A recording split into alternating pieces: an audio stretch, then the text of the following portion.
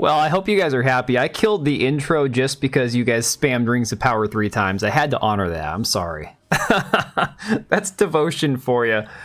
Holy crap, guys. There is so much to talk about today. Hope you guys have all had a fantastic weekend. I am exhausted. I am sore. I am tired. I told everyone on Discord I did the dumbest thing possible.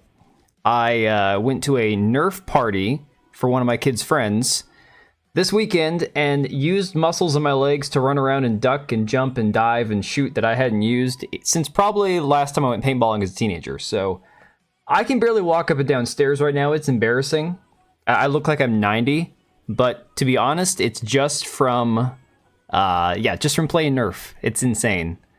Hey, Maki, how's it going? Ryan, good to see you. Oblivion, good as always. NS, my dude. All right, so yeah, we've got a lot to go over. A lot, like insane amount of stuff happening tonight. Let me kill the music. So I'm gonna get the volume back up because we're gonna need it. There's gonna be some videos to watch. Hopefully none of them are too loud. Hey, Synomics, how's it going? Oh, there's music? No, we killed the music. It's dead. It is officially dead. Tore something in your knee. See, okay, I have never done that. I have never gone to that extent where I've torn anything in my body. That does not sound pleasant at all. Then again, I do have time. There is still time.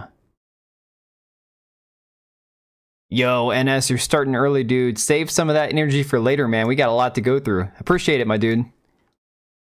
Old people shouldn't be playing paintball. You know, I refuse. I refuse to believe I'm old. That's just the way it works. Real quick though, guys, I gotta throw this up here again because I have to. We've got 10 days left on the Instant Gaming giveaway. Go check the link in the description down below. You can win a free game.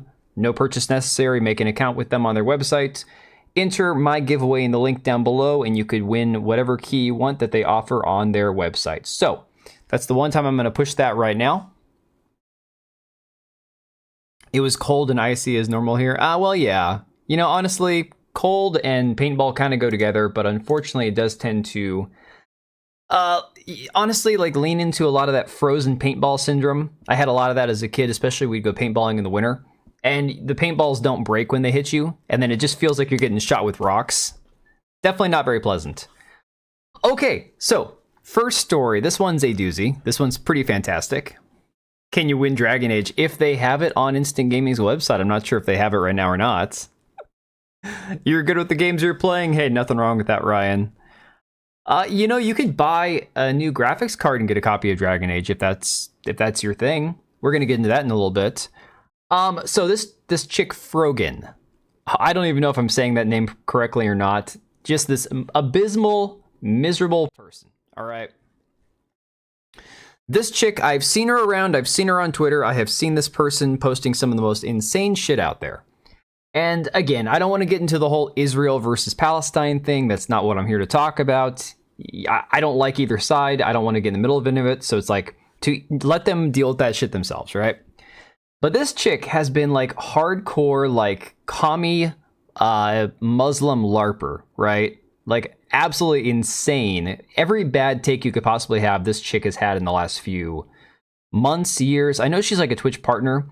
And this is the thing about Twitch. This is what I absolutely despise about Twitch. They will always promote the worst kind of people, but if you say anything that goes outside of the mainstream, you get banned. That's just the way Twitch operates. Ironically, I'm actually streaming to Kick tonight for the first time for just a chatting live stream. I'm going to see if that moves the needle at all. If not, I might delete Kick altogether. I might finally go to my Twitch account because I despise Twitch as a platform. And I've talked about it for years. If they're not going to ban me, I might just delete my account. I freaking hate Twitch. You know, I don't know if she's Hasan's mod. We can jump into the lore on her in a second because I do have the H3 wiki brought up to kind of go into who she is. But she said some crazy shit, and that's not even why she got banned. So check this out. This is what she said. Hopefully, this doesn't get me in trouble because I'm not promoting it. I'm not saying it. What is egg count 54? Is she eating eggs on stream? Oh my god. All right. So if you haven't seen this, no, not Kick like the Messenger app. Kick doesn't have like buttons. Kick like K-I-C-K. But either way, Kick is like white trash Twitch, you know? Well, Ryan, I like Twitch for like watching someone do a game stream, to be honest. It is better than YouTube as far as the user interface goes. As far as like the functionality goes, I think Twitch is a superior platform to YouTube just in functionality alone. But everything else is terrible. Okay. So this is what Frogan said a couple days ago that set the internet on fire. All right. I have no pity at all for any fucking soldiers. I'm going to turn it down a little bit. Thank you so much. There we go. I will never have any fucking pity for any fucking soldiers. U.S. military? Boo fucking who? Now, right off the bat, not a good look. And again, I can say without beyond a shadow of a doubt, I've got a brother who's in the military. I don't want to see him in foreign conflicts that don't serve America's best interest. And I certainly don't want to see him get, his life ended prematurely over a stupid war in the middle of nowhere that we don't benefit from as a society. So in that respect, sure, I can understand anger towards the military for the crappy things we've done in general. Because our government sucks. Let's be honest. I'm not a fan of the U.S. government. I've not hidden that at all from anybody. But the reality is, this is somebody who is just LARPing as like some commie Muslim. I do not believe she's even a Muslim. I'm going to say that 100% right now. I don't buy it. I think it's all an act. But yeah, here she sits stuffing her face from her streaming house, apartment, studio, wherever she's at in freaking Michigan. I'm pretty sure she's from. Dressed up only from the neck up as a Muslim. Everything else she wears is like regular clothes. So, yeah. I hope you get PTSD.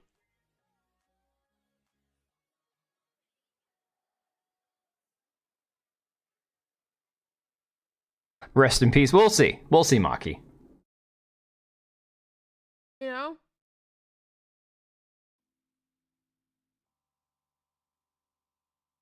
I do the ones I'm like whatever about the U.S. soldiers. I do want to know this. Now, I know that there are different sects to Islam. There are different levels to this stuff. Different people who believe different things, much like different like doctrines in Christianity and stuff, different ways of practicing, Protestant versus Catholic, and within Protestantism, you have like Baptists, and you have Lutherans, and you have different types of evangelicals and stuff. So which sect of Islam permits her to have like full makeup? I'm guessing artificial, like looks like she's had injections in her lips, fake nails, probably fake lashes, the entire thing, right? She's clearly miserable. I mean, she makes everyone else around her miserable. You can bet yourself about that. Like, there's no way that she is not a completely like horrible person to have to be around. Are the ones that like acknowledge that like what they did was wrong? They didn't know back then. Whatever. You're a good person in my book. I'm like a Tom. Thank you so much for the 10 gifted. So This is also the height of laziness right here. Check this out. Okay, look, I have not done a good job with, especially because like I wasn't expecting people like NS to come to my channel and start like gifting 5 and 10 memberships every stream. Dude, you're insane, but I appreciate you. But the reality is there are a lot of people who have massive platforms. I'm talking tens of thousands, if not hundreds of thousands of subscribers or followers who get gifted hundreds of subscriptions or memberships, whatever, platform they're on every night that they stream, getting thousands of dollars every stream. This chick doesn't even have a freaking better alert setup than the Streamlabs, regular default alert. Okay, that's pathetic. I'm sorry. This is somebody who doesn't give a shit about her stream. She goes on here LARPing as whatever this character is that she's playing, saying the most horrible shit that she knows Twitch will approve of. She knows she can be edgy like this because ultimately Twitch will never give her a permaban.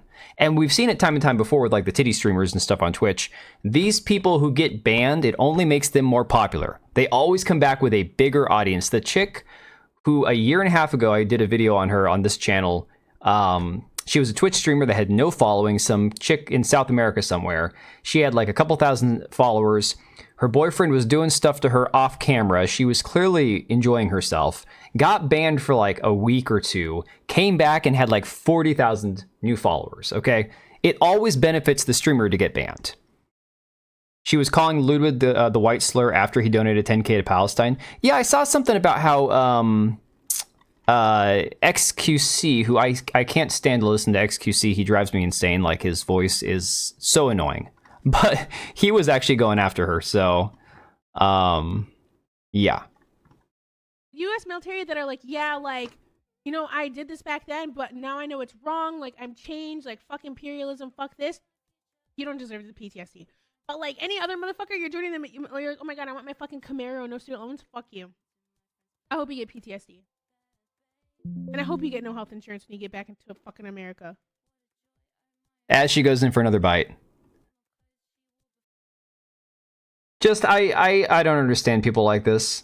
And again, the whole, like, okay, somebody with this size of an audience that has to, quote-unquote, eat on stream, it's like, dude, no, you could take an hour, go stuff your face off camera, whatever. So, yeah, that's what she said. That's not even what got her banned off of Twitch. What got her banned off of Twitch was the fact that she actually had this panel that she was on. And I don't know if we have it. We'll have to go to the Kotaku article, which is oh, it's so funny. It's so good all in itself. It's fantastic. The Kotaku article actually talks about why she got banned. There was this thing where she was on this panel at a Twitch convention, which again is beyond cringe. Oh, hang on a second. I'm going to go dark mode on this stuff. There we go. People like her are a template, radical in the sheets, colonized in the sheets. I bet you she gets turned on by military. I mean, who knows? She could be like one of those people who is secretly like, they're like, oh, I hate those damn sexy Trump voters, right? Those women that back in 2020, 2021 were complaining how like all the attractive guys were all right wingers. And so they wanted to like sleep with them, but they didn't want to have to like actually date them because they weren't being satisfied or happy with like the left wing soy boy types. I don't know. It's pretty pitiful. So yeah, they were on this stage at TwitchCon and they had, I guess, like all these sponsor signs behind them, like Samsung and stuff. And there they are rating people based on how Arab they are versus like how bad they are, right? So at the top of the list, they had like Hasan Piker, who was like, he's great because he's Turkish. So he's like an Arab brother to them. And they go like down the list and it gets worse and worse and worse, like the less Arab you are, okay? That's allegedly the reason she actually got banned from Twitch. Not because she goes out here and says military bad, if they have PTSD, sucks for them, they deserve it, right? absolutely insane. So, on the Frogan wiki page for the H3H3 fandom, it says, real name's Morgan, is a Twitch streamer, friend of AB and Lena. I'm not sure who those people are. Must be somebody from the H3 podcast. Had a falling out with Ethan on X, formerly known as Twitter, during the events of the 23 Israel-Hamas war. Prior to being a Twitch streamer, she was a public health scientist, but quit her job to... Wait a second. Public health scientist? From what I can tell, the chick is like easily 50 to 80 pounds overweight. I don't think public health is necessarily like her strong suit. But quit her job to do streaming full-time in 2022. Yeah, that's what Twitch will do to you. You get on their partner program because you have the right opinions. You'll never have to work again. She's a moderator, or was a moderator for Hasan, gained prominence throughout 2022, leading to her winning the Rising Star Award at the 23 Streamer Awards. The Streamer Awards are for complete morons, I'm sorry. Any of this kind of crap is. So yeah, she's been around the Hamas Piker, Ethan Klein sphere for a while now, apparently. Because there was a tension. Oh, that's 100% Oblivion. That's the only reason that this entire thing happened, is because of that. Don't they find their soy cuck orbitals sexy? No, Zan, that's the thing. They don't find those guys attractive. The whole safe horny thing that people like Alyssa Mercante and all the weird soy-infused freaks on Twitter all say is like, oh, I like my woman with a dick, or I like my female with the chiseled chin, or they all pretend that they like Manny Jacinto from The Acolyte because he's very effeminate. In reality, they're not attracted to that. That's the proper thing for them to be attracted to because, again, it's the safe horny. It's what's acceptable in their circles to be attracted to. You can't be attracted to the Giga Chad, the Henry Cavills of the world, because that makes you too traditional. So they pretend that they're attracted to the soy boys. Habibi Pass, yeah. No, NS, I don't know that he's really much in the closet, to be honest. He's pretty out there, even though he hasn't admitted to it yet. So that was the clip, and then of course I've been sharing this on Twitter all day because this is probably the best meme I have ever seen. Someone saying, quote, I have no pity for American soldiers, and that's again why they call her Gaza the Hutt, which I find absolutely hysterical. So yeah, she has a 30-day Twitch ban for her little incident, and the funniest part is Destiny of all people, Destiny, who I personally despise. I think Destiny has some of the worst opinions on the planet. Female with a tick. I like my memo. Hey, you know what? I think most of us prefer. I'm going to go out on a limb and say most. I think most of us prefer the proper biological attachments on the proper biological body. But to each their own, right? Just gonna say it. TMI. Yeah. Gaza the Hutt. It's too good. So Destiny of all people, who has had some of the worst opinions, the worst takes this year alone, especially with the whole Trump situation, with the assassination attempt, and how he went off like the deep end. He actually has had some pretty based opinions about some stuff the last few days, which is shocking. It's that meme where you go, the worst person on the planet just made a good point. Oh, camera's already shut off. Holy crap. It's already been half an hour since I turned it on. Wow. Gaza the Hutt, yeah. So just listen to this. This is fantastic. Do you think Twitch will provide an explanation, or do they just move on? I don't know. It feels like they've gotten away with not commenting or talking about literally any of this. They don't talk about any of this. It's been days now of like hundreds of thousands of liked and retweeted things from different communities on Twitter. And like Twitch is just completely and utterly silent. And also so is the entire media. Nobody is talking about it at all. That, again, those Asmongold articles about the Palestinian genocide thing, that shit was written like hours. That shit was written out. Now, that's something I want to point out, because we're going to look at a Kotaku article in a second, written by, of course, Alyssa Mercante, because why wouldn't she be chiming in on this? But he's 100% right in this aspect. All these articles came out literally within minutes or hours of Asmongold's clip going viral. But when she started this shit a few days ago, Kotaku was silent. Nobody on the planet outside of like the Twitter sphere or YouTube was talking about this chick. Like not a single person. Hours after Asmongold said that. But nobody anywhere has said anything about this. It's actually wild. Jewish Israeli Amazon workers say company tolerating anti-Semitism by employees. Yeah, no, that was pretty much his thought on it. It's like, of course, the worst person on the planet pointing out, why is nobody else talking about this?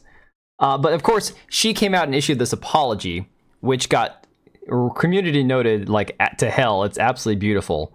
And of course, it says, Frogan has apologized for hoping American soldiers get PTSD.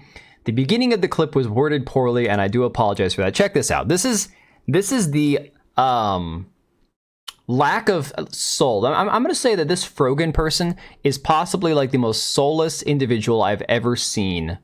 Like, as far as a streamer goes. Like, she is up there with some of the worst people I've ever seen on Twitch. The U.S. military has conducted some of the most horrific crimes against humanity in the modern era in countries such as Iraq, Afghanistan, Syria, Lebanon, and Palestine. My anger is directed at individuals who are currently championing these war crimes as if they, quote, liberated my people. Full stop a second. I can agree with a lot of what she says there, except I can guarantee you in this country, the person that she's planning to vote for will continue these, quote unquote, war crimes. Just saying.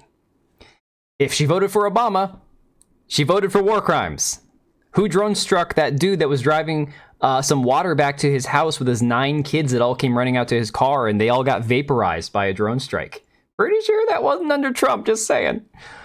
It's horrific and disgusting. The beginning of the clip was worded poorly, and I do apologize for that. Also, I want to go back to this. She says, the liberated, quote, my people.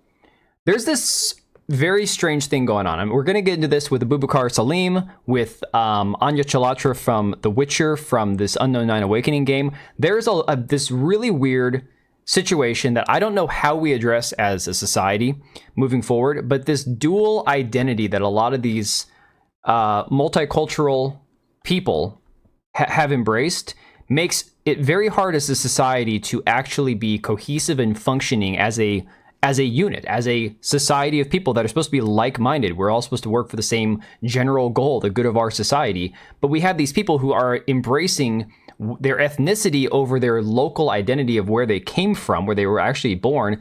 This chick is a perfect example. Frogan, her name is actually Morgan, okay? She is only half Arab. She is half white, okay? She was born in Michigan. Let's see. So she's from Dearborn, Michigan, same town as AB and Lena. Her mom gave her the name, quote, Morgan because she was having a dispute with Frogan's father around the time of her birth and wanted to give her the, quote, whitest name she could find. Her father comes from a Muslim family, and she continues to identify as Muslim. So she's half Lebanese, half white. But for some weird reason, she doesn't identify as a white woman from Michigan. She's Lebanese, okay? Explain this to me. Why is it that there are so many people? Google Obama 90% rate. I'll have to do that for you in a second. I'm on a tangent right now. All war crimes should be condemned. 100% Oblivion. Absolutely. Yes, so NS, that's what I'm talking about. Destiny has had a few of these takes in the last week where I'm like, oh my god, this guy, as much as I despise him, he's had some really good points in the recent week or so. Okay, so Oblivion, I made a point about that in a tweet that we're going to get to about Abubakar Salim. My grandfather, my mom's biological father, was from Sicily, came through Ellis Island in New York when he was 4 years old in 1904, okay? He had my mom when he was very old, so there's that thing. But the reality is, I don't identify as Italian. I'm American. If you want to know my ethnicity, yeah, I'm a little Irish, a little Italian, some Dutch, some French, some other crap in there. But the reality is, I don't identify as, oh, I'm a Sicilian first, and then I'm an American. This dual identity these people hold, that it circumvents their British or their American or their whatever nation they're from, that identity first. Oh, I got alerts turned off. Let me get these turned back on. Hang on, guys. I feel like I'm doing you a disservice when you do that. Here we go. Presents are the best way to show someone how much you care. It is like this tangible thing that you can point to and say, hey man, I love you, this many dollars worth. I gotta get a shorter alert for that. Out on the gaming industry. Keep up the good work. We should also spotlight to indie creators that care about it. So Lugia, there's something very cool about that. I am doing indie streams every Wednesday night that I can physically do it. There are a lot of times where I have to scrap it because I just have other things going on. But Monday is where we chat about news, gaming industry, politics, entertainment, all this stuff combined into one, just one big long stream.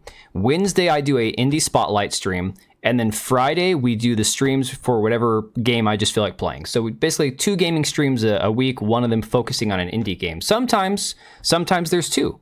Like Friday nights, sometimes it'll be an indie game. You never know. Ah, Maki, of course. good to see you. Hopefully everything's good with you. Thanks for stopping by. Appreciate it. No lewd thoughts. Yeah, well, we'll see about that. Bad kind of Italians. Zan, I'm not even kidding. If I dug into my grandfather's family over there, I know I have mafia connections. Like, I'm not even kidding. There are legitimate connections that my mom was making a while back, but yes, they're there. Yeah, so Lucia, it's like I said, it's not the biggest crowd of people. Not everyone tunes in for that, but it's fun. It's nice to focus on something that is positive, that we can also say, hey, here's an alternative to AAA, gaming. Here's an alternative to corporate slop, to Ubisoft, to all these other, companies that we complain about all the time, and we say, we need to fix things. Well, these indie developers are best bet at actually fixing things moving forward. So, but yeah, so this is this situation with these people, Check Discord. Can I check Datcord instead? Oh, my bad, dude. Sorry about that. I got stuck on the alert. Yeah, thank you for the dono, Luigi. I appreciate it. NS, dude, you're an absolute Chad for reminding me, man. Don't whack you. Zan, I'm not that kind of Italian. I'm only, I'm 25% at most. But yeah, Lugia, thank you so much, dude. Appreciate it. All right, let me see here. So, moving on, where does that leave us? Okay, so we have a couple clips. For example, people like Hasan Piker, who, to my knowledge, his bans have not lasted longer than a week to 2 weeks at a time. I could be wrong. Correct me if I'm wrong about that. But here's some of the stuff that he has said recently. Tibet was literally a fucking feudal slave mandate, autonomous zone. China did them a favor. That was one. I mean, in America, when I say something like this, people get very upset. We talk about the Dalai Lama saying "suck my tongue" or whatever, but like that's not far from the norm in fucking normal Tibetan existence before the Communist Party came in and so China unilaterally took over Tibet. Like these are their culture. They basically are trying to, homogenize the culture. If your culture, they're trying to spoil the religion and the identity. The part of feudal warlords and slavery, abolishing that, yes, I do think that is good. No, China did them a favor. So you got freaking Hamas Piker here talking about how, colonization with the right people is good. But he's the first person to say America's evil, America's communist, or not communist, he loves communism. America's, fascist, or they have corporate greed and it's all about capitalism, and capitalism's evil, while he sits in a $3 million mansion getting his super chats every night. But again, he can look at other cultures and say, oh, well, they colonized Tibet and they did them a favor, so that's a good thing, right? Yeah, absolutely unbelievable. But again, another man who's only been suspended for, I think, like a week at a time. But again, Asmongold got suspended for 2 weeks simply for saying, and again, I already said, I think that his approach to the topic was wrong. I would never have said, I don't give an F if somebody gets genocided. That's not an opinion I would ever have. Do I say, I want to get my military and our citizens involved in it? Absolutely not. But, China absorbed Mongolia too. I guess they were primitive as well. Tard spew nonsense. Yeah, well, that's the last clip we're going to listen to, Hasan. Don't worry about that. But again, I think Asmon still made a point. He just did it very poorly. I would agree with his sentiment. I wouldn't agree with him saying, I don't care who gets genocided. But again, I think the entire issue that he was taking was we have people on both sides, like this chick here, this Frogan gal, who is like, oh, free Palestine from the river to the sea. And it's like, y'all suck. Okay, I watch Israel bombing the shit out of the entire, Gaza Strip, and I'm like, well, that sucks. I see Gaza and Hamas and the Palestinians not getting accepted anywhere else because nobody wants to be near them because there's so many terrorists. It's like, okay, it's a no-win situation. I look at it and go, I don't want to take any sides. I want to stay out of it. And I think from that perspective, Asmongold is right. You absorb people from these societies in the Middle East where all they know is war, all they know is death and destruction and famine, and it makes for an inferior culture. He never once said these people are subhuman, these people don't deserve to live, these people, he's just like, I don't give a crap. So I truly think it was just conveyed poorly. But again, poorly conveyed message landed him a 2-week suspension. However, we now have Kotaku running to the defense of course, this chick. And it's Alyssa Mercante. Why not? Between Palestine and Palpatine? Yeah, well, I said some things on Twitter that I might regret later. Nothing that's ban-worthy. So again, this is how Alyssa Mercante over at Kotaku decides to frame this, all right? Twitch bans several Arab streamers following Habibi ratings panel at TwitchCon. Now, don't be mistaken. The entire purpose of this panel was they have all people here, 1 Jew and like 4 Arabs. Thank you very much, sir. So technically people from like, all over the Middle East, right? Oh, Zan, I didn't know you weren't a subscriber already. Appreciate it. So yeah, you've got this entire situation going on where you got all these people on stage basically rating people on the scale. It has something to do with hummus. Apparently, because there's a Palestine protest against Sabra hummus, they had this Habibi rating and like this hummus rating or some Sabra shit. I don't know. Again, TwitchCon and Twitch people, it just makes my brain melt just talking about them half the time. But what landed her 30-day ban was the fact that they had this clip where the 5 of them were rating people based on how Arab they were. That's what it comes down to. And of course, Ethan Klein, we're going to watch this real quick. He kind of breaks it down really quick. Again, I'm not a fan of Ethan. I apologize, NS. You can plug your ears. You can mute it. We're just going to play this real quick. And for some reason, it's muted. Hang on. Friday evening, my Here we kids go. just went to sleep, and I opened Reddit to browse my community, who I love so well. I mean, having a Reddit community is something that I would never want, but that's besides, the point. And at the top of the subreddit is this very lovely clip entitled, "Just a casual panel provided by Twitch at their con, broadcasted on their official channel." What is it? Well, it's a panel hosted by Frogan and 4 of her friends, in which they have a tier list where they rate people where good is Arab and bottom is loves Sabra.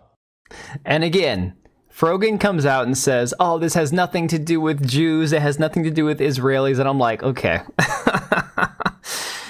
Palestinians are protesting Sabra because it's a Jewish product or Israeli-made product, and you have Arab at the top and loves Sabra at the bottom. It's not hard to figure out. And again, this is coming from somebody who I don't want to even bother taking sides in this conflict. I don't care enough to take sides.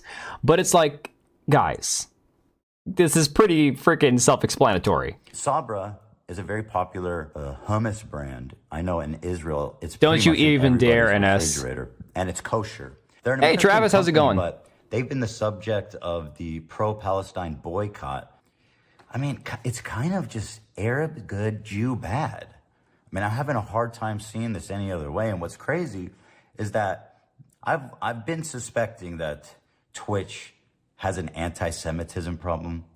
Obviously, and see, this is where he loses me because I get sick and tired about hearing about anti-Semitism. I know. There's some people who are going to say, well, there's legitimate anti-Semitism. I'm like, look, once again, I hate the ADL. I hate anything where they start claiming things just to say, oh, we want to be able to, ban people because X, Y, or Z. Again, I'm not a believer in hate speech. I believe that there is mean words. I believe there's hateful speech. And I believe there's when you act on that, and that's when you have to start worrying about it. But again, somebody says something you don't like, mute them, block them, ignore them, get off the internet, take a break. I don't know. The only reason that hate speech even exists is for them to be able to slap something else onto words that you've said that they don't like, so they can add an extra penalty. Well, you said this, but we think you did it hatefully, so we're going to add an extra, layer. There's going to be context we're going to add to this and say, it was bad enough that you called person X, Y, or Z, but you did it because you hate this person based on some, some different, ethnicity or belief system that they have, and we're going to tack on extra penalties because of that. It's a bullshit way of penalizing people for mean words online. That's all hate speech really is. Twitch has an Islamism problem. Well, dude, again, getting into what we're seeing with people who don't integrate into the West, people who don't accept society for whatever it is. By the way, good morning, Alequiz. I believe you're, it's morning in Germany, correct?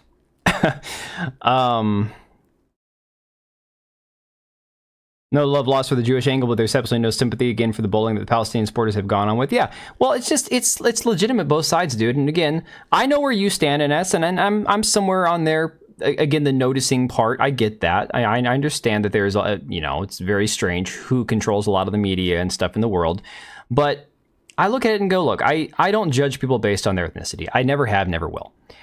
I look at societies, I look at cultures, and I look at nations, and I say, well, some cultures are definitely better functioning than others. Some are definitely more homogenous, and some function better as a homogenous society. Some homogenous societies function terribly. Look at the people that have to eat dirt cookies, okay?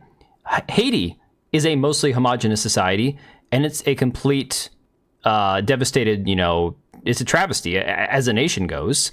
But again, homogenous usually tends to create a higher trust society in general. Again, we're speaking in generalities here. That's definitely a thing. So importing people from different cultures, from different places in the world where all they've known is death, famine, destruction, and dropping them into the middle of the Western countries where our lifestyle does not conform to any of their beliefs or any of their life experiences, and expecting everything to go well is a terrible notion. It's a terrible idea, So that being said, this has been kind of a shit show. And of course, Alyssa has to try to word this as best she possibly can, try to say, oh, well, there's also a Jew here, so the Jewish person didn't have a problem with this panel. It's like, yeah, okay, we get it, Alyssa. You're trying to simp as hard as you can for this chick, knowing that what she said is indefensible. It's pretty terrible.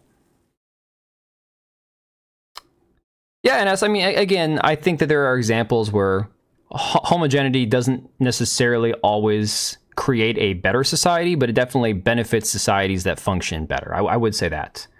Because again, clearly look at places like Japan and a lot of the countries in Asia that are homogenous that function very well.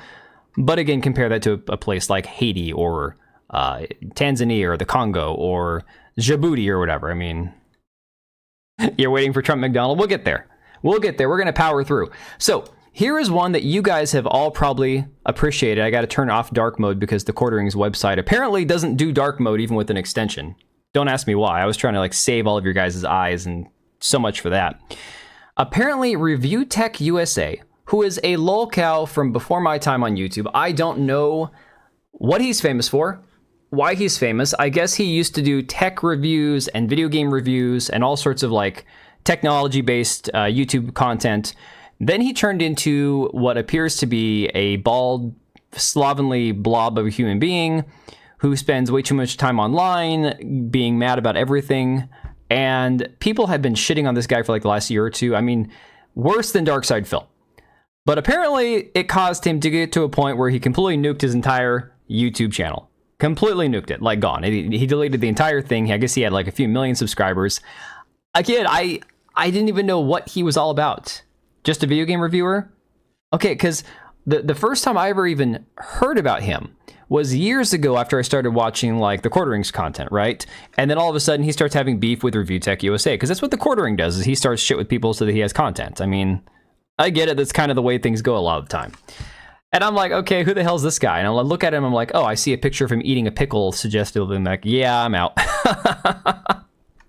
It looks like Fat David Cross. I never thought of that. I'm gonna have to think about that now. You could be right. So not even the craziest suspension, channel deletion, or banning that we've seen yet, because this was self-inflicted. I mean, we had Dr. Disrespect. We've had asmongold a few weeks ago or last week. ReviewTechUSA completely nukes his channel. And now we get to Tim Pool tonight. I don't know if any of you guys have caught this, because this isn't even a new... He should only talk about video games. Yeah, there's no news articles that I've seen about this. But I was on Twitter, and somebody was like, oh, rest in peace, Timcast IRL. I'm like, okay, well, what the hell's going on, right? Well, dude is apparently nuking his entire IRL stream. His stream he does every night for 4 hours that makes him a shit ton of money. I'm talking Timcast IRL makes tons of money from their super chats, from their members section, because again, they do the second half of their show behind a paywall. And he's nuking the entire thing. So from what I was able to gather, I watched a little bit I kind of pieced together some parts from what was being said on Twitter. And by the way, good morning or afternoon, Mahendra. I'm not sure what time it is there. Good riddance to her. Yeah, Keon, I agree. Good riddance in general.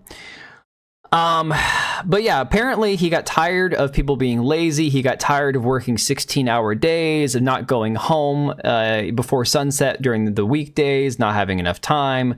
He complained about how it's been 2 years since he was starting the idea for a coffee shop and not able to open it, and so it's never going to happen. And basically, he just wants to consolidate all that. Read that comment from that username Freedom Dude. There's a few of these that I've seen. We're going to go through them. Some really, really good comments. So in response to this, he posted the link to his live stream, and he instantly got destroyed. 10 a.m. Okay, so good morning. This guy here says, so you've made your money off the backs of your loyal viewers and subscribers, and now 2 weeks before the election, you're just going to bail. Garbage move, dude. And I think that right there is probably one of the biggest takeaways a lot of people have had. It's like, dude, we got an election coming up. You're one of the biggest moderate center right wing voices that hosts, you know, he has freaking former presidents that he could probably, I mean, I think didn't he get Trump on there, or was he lining Trump up? I swear to God, I think he got Trump on there last year. But he had like RFK on there. He's had Tulsi Gabbard on there. He's gone, and, you know, he's had Alex Jones. He's had everybody. He got Kanye on there, okay? And that was a complete shit show. But yeah, I mean, he's going to pack up his IRL show and just kind of call it quits. Absolutely insane. Raj from Alaska. I'm in the West Coast, Pacific Northwest. So more your neck of the woods if you're actually from Alaska. This guy, Gary with a T, says, Tim, I don't understand the internals, but you're anything but a failure. You're absolutely winning. You made an incredible show, blah, blah, blah. Best always, regardless. So you have some people who are like really happy for him. Let me see. Damn, Tim, this is such loser energy. He's trolling the hell out of us. I don't think he's trolling, because this 2-hour stream, and I don't know if they did like a members only. It was just him, 2 other dudes, Serge and one other guy that works for him, and Dave Landau. California? No, Washington area.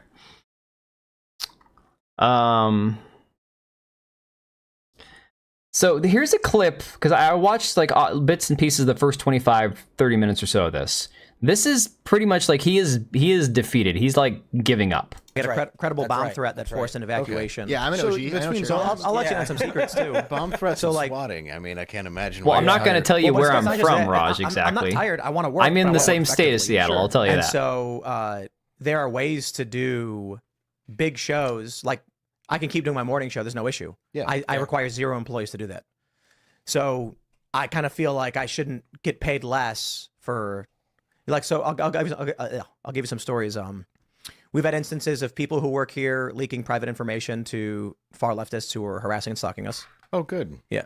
We've had instances of people stealing equipment, getting caught on camera. And it's just like, these things are normal. So again, a lot of what he goes through, no, Raj, I'm good.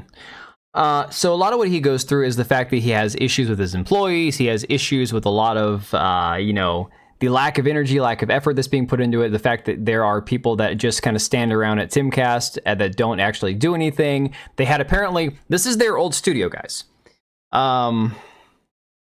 Dude, I unsubscribed from Timcast, IRL, all of his channels during the whole Eliza Blue situation. That was for me. That was it. I covered the Eliza Blue stuff when it first broke. I did some digging. I actually had a really big video on it. 25,000 views for a channel that had like 300 subscribers. All right, Raj.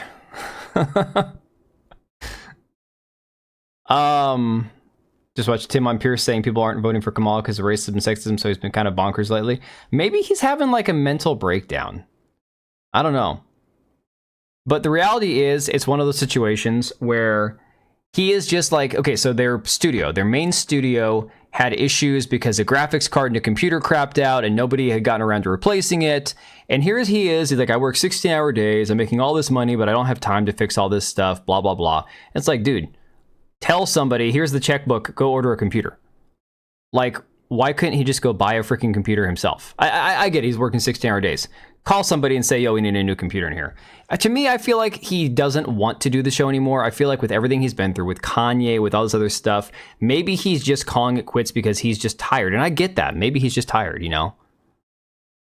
Raj, no. See, guys, this is why I don't stream to Kick very much.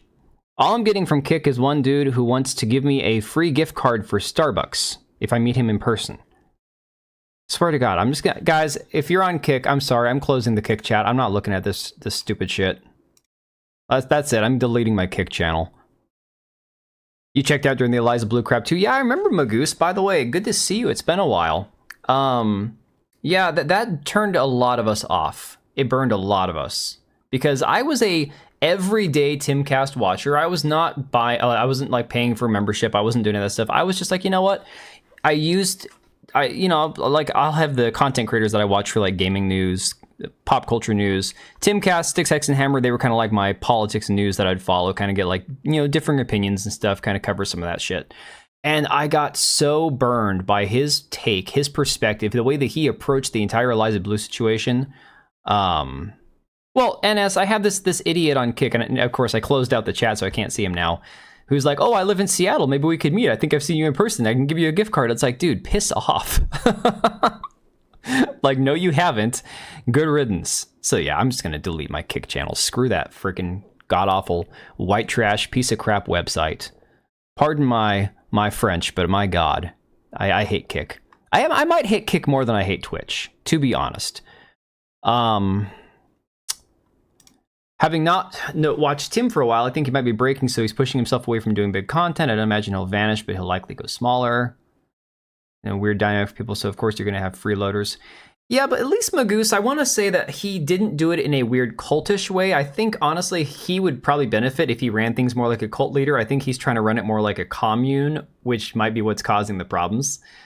But yeah, so, I mean, I get it. There's a lot of shit piling up on his plate that he probably feels like he doesn't have time for, I don't want the Starbucks gift card. No, Blithian, I don't. Raj from Seattle, but apparently he lives, or from Alaska, but apparently he lives in Seattle, NS. So, good times there. Hardworking streamers. I don't know, NS. Here's the thing. I love doing the couple streams a week. It's great because it's a way to interact with you guys, and it's fantastic because we can cover a whole bunch of topics in one live stream. And it's fun. It's a nice, really cool, almost chill, relaxing way to, kind of unwind at the end of a Monday, which Mondays suck for me especially. But at the end of the day, it's like, I don't know. It's definitely not as hard to live stream as it is to make videos, because I was racking my brain. My kids weren't going to bed. I was trying to get all my stuff put together and make a video, to at least record part of a video so I could edit it and get it uploaded after the live stream's over. And I'm sitting here going through all my topics for tonight going, well, these are all going to be better for live streaming. So what am I going to make a video on? Well, guess what? There's no video tomorrow because I'm just going to do all these topics on the live stream. Streaming is easier by far than making videos. 100%. Dysfunctional commune, exactly.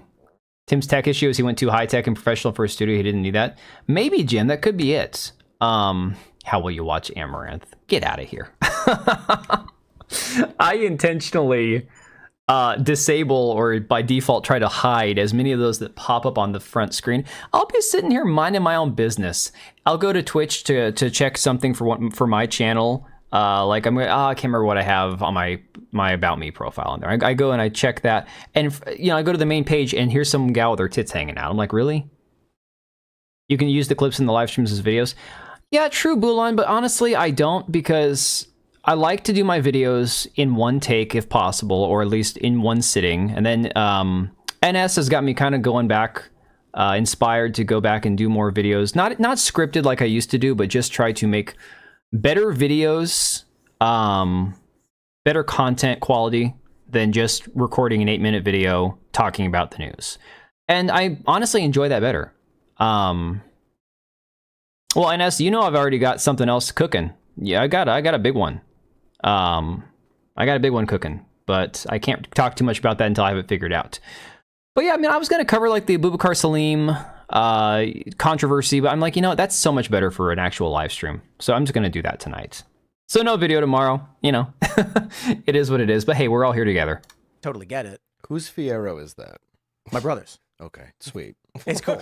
Yeah. I'm sorry. You're talking about culture war. That means if I'm going to balance family and these shows and have the show be effective without dwindling into obscurity, I can't do 4 shows a week. you can't do it right now. Everybody's got content every single day of the week, so that means. Oh, come on, ads. This is the shitty thing where YouTube makes you disable ad blockers now. I need to do at least 5 days and then record extra content for the weekends so that I can have a persistent presence on the platform. Otherwise, YouTube punishes you. But it's also just about, like, are you a company that doesn't work 3 days out of the week? I mean, then people are going to go So, I mean, he makes a lot of excuses. What I was looking for in the stream earlier was finding something where he actually would blame somebody specifically, because again, somebody said, oh, he fired Phil Labonte. And if any of you guys have interacted with Phil Labonte on Twitter, he is the softest dude on the freaking planet. So Phil Labonte, lead singer for All That Remains, he's been a regular co-host on Timcast for a long time. The dude is jacked and he's got the bald head and like the goatee. He looks like a big tough guy, right? So he's super soft. So if you criticize him at all on Twitter, he'll either block you or soft block you or he'll unblock you. He did that to me. He was shitting on George Alexopoulos' cartoons. And I'm like, dude, clearly you don't know good art. Whatever. The man blocked me for that. Then he unblocked me because he didn't want to look like a pussy. I'm like, I told you don't know what good art looks like, and you blocked me for that? Like, that's pathetic. That's like truly pussy behavior. But that's just the mentality of that I've seen from people who come out of Timcast, unfortunately, is they have like this very emotion-driven, very, very soft personality type where they get easily offended, you know? Totally wrong type of mood to have him on for. Oh, 100%.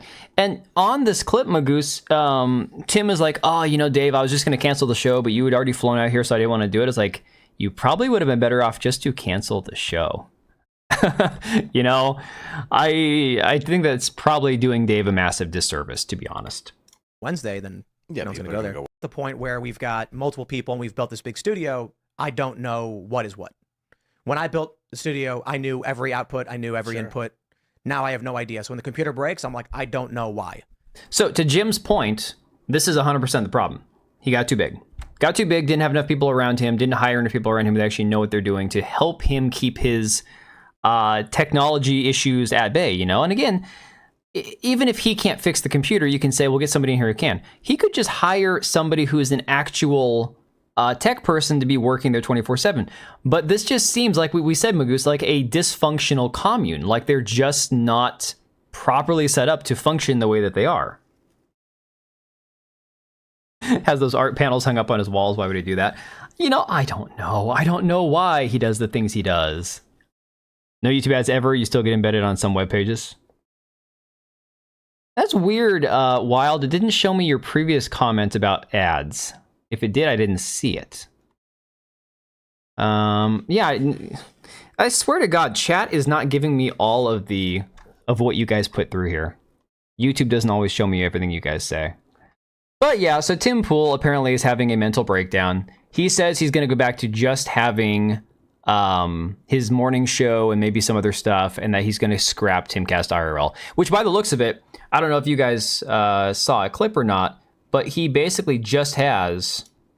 You were here. So you got Dave. No, it was like the next day. I just missed it by a hair. And then he only has 2 other people here with him. And a lot of this guy here, too, the swattings were not like cops kicking. who apparently this guy, the one that we saw in the previous split second, was a fan of the show that would super chat enough that it got Tim's attention, and then he works here. I guess he drives 2 hours a day to get here. I'm sorry that you can't pay me enough money to drive 2 hours every day to be on this show. The door down and storming in, and us going like, ugh. Yeah. It was like not unless it's like 6 figures. Phone call. Except the first time. The first time, yeah. The first one seemed pretty. The first and like the 10th. Yeah. Yeah, the like first one Brett seemed was out rough. there on his hands and knees with his arms up behind his head. Yeah, but anyway. Yeah. The first one was like the cops open secrets too. Yeah, so Serge here, I think he follows me on Twitter. This dude and Tim and the other guy are the only 3 staff members even on this stream. I don't know who's running the stream. I don't even know if they have like a 4th person running it, but it seems like they are going bare bones skeleton crew as much as they possibly can. Run Firefox with uBlock Origins. Yeah, so it blocked what you said, dude.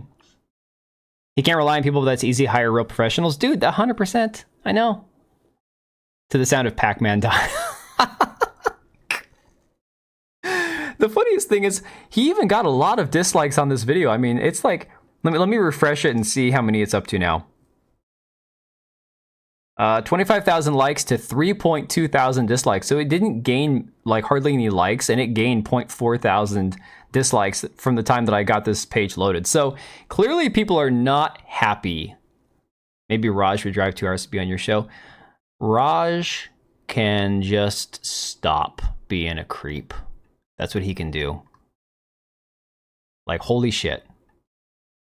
Okay, so what do we have next after this? So, Tim Pool, I'm going to try to hopefully censor this as much as I possibly can, make sure something doesn't pop up that I don't want. Because you guys know how Twitter is. Something gets trending, and then they start spamming, like, prawn in what gets popular. So you have this one here that says the real tampon Tim. Tim Pool complaining about how he can't ever see any weekday sunsets. Yeah, FAG advisory. Just worked a 12-hour day at my family-owned construction business. Couldn't stomach listening to Tim Pool whine about the lazy employees at his multi-million-dollar YouTube company. Give me a break, dude. Let's see. Tim Pool is a controlling narcissist drama queen. He's saying tonight's Timcast may be the last because apparently he thinks his employees didn't work as hard as he does. Yet he refuses to delegate authority or hire talent who might outshine him. Reap what you sow. Skeleton crew until things got fixed could be the way to go. Yeah. I've got an ad blocker, but again, I use Chrome. I need to switch everything off of Chrome. Ugh. Did he fire Liam and Lydia on his crew? Lydia, oof. Okay. Lydia's an interesting person. I interact with her quite a bit on Twitter. She always likes my shit, but she doesn't follow me. I'm like, you know, Lydia, one of these days you're going to follow me, and then you're going to unfollow me when you see some of my opinions. But Lydia is a DeSantis-loving, not anti or never Trumper, but she definitely doesn't like Trump. And she got kicked off Timcast or left Timcast amid some controversy. People said that her and Tim had a relationship or a messy breakup of sorts. I don't know if that was true or not, but that was back shortly after, right after or right before the Eliza Blue situation. And it definitely created some serious messy shit. I didn't say have sympathy, NS. Don't put words in my mouth. I never once asked for your pity. I use Brave browser on my phone. I started using Chrome right after I built this computer, and that was back in 2019, and I wasn't so savvy or aware of the world, the way things work.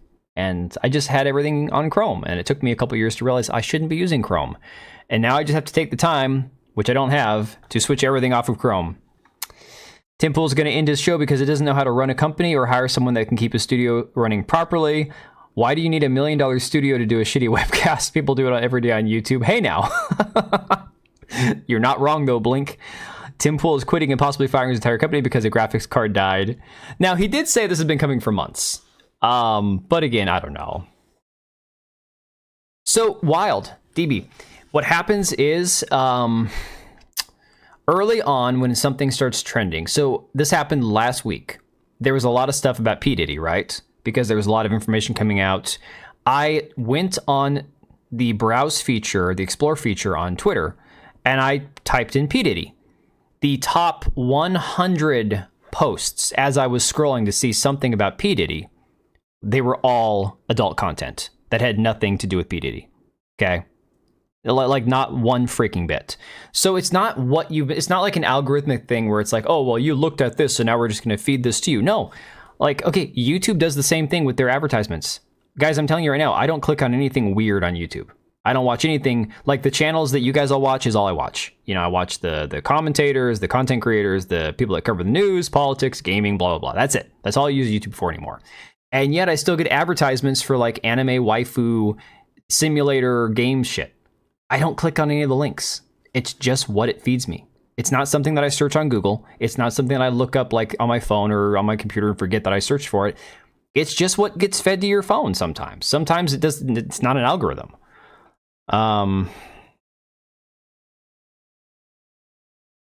You never liked her? Yeah, Lydia's a bit off. I don't watch. Sure. You know, Nikki, I got no reason to lie about it. I got no reason to lie. Must have. Well, it's not all the time, Magoose. It usually is only when there's something that is broken, like really been like a breaking trending topic or whatever. Totally not looking for anime waifus. What would I do with an anime waifu? What would be the point? Okay, come on. That's all it takes. That is true. That is true. You say the wrong word around your phone and it's going to start feeding that shit to you. So, all right, well, we're going to jump off the Tim Pool topic, okay? Companies knew how to poorly their ad services work and they wouldn't pay money. Oblivion, have you seen the one I'm talking about? It's like this AI anime girl, this game where you're supposed to like pay money to have them like change their outfits and change poses and stuff. It's not even like an AI girlfriend app. It's just, I don't even know what the hell it is, you know? Maybe you can't find anyone because they're all woke and socialist. No, Luigi, I'm married and I got kids. I don't need any of that shit. 2D over 3D. Are we talking about women or people? or games? Or what are we talking about here with 2D versus 3D? I'm scared now. I don't know what your answer is going to be. So, getting off the Tim Pool thing. Oh, NS, what are you doing, man? To be liked? Absolutely not. I like to be. Do I need? You're breaking my freaking Streamlabs, dude. Not. I like to be liked. I enjoy being liked.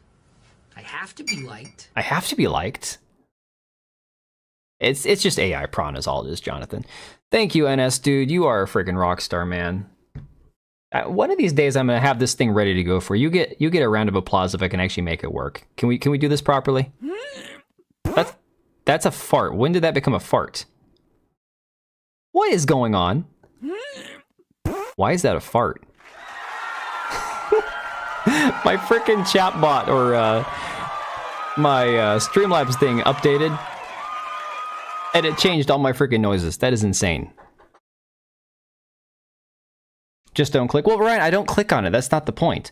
The point is I'll be watching YouTube videos all day long at work. I'll have my headphones on or the big speaker hooked up that's on my Bluetooth on my phone.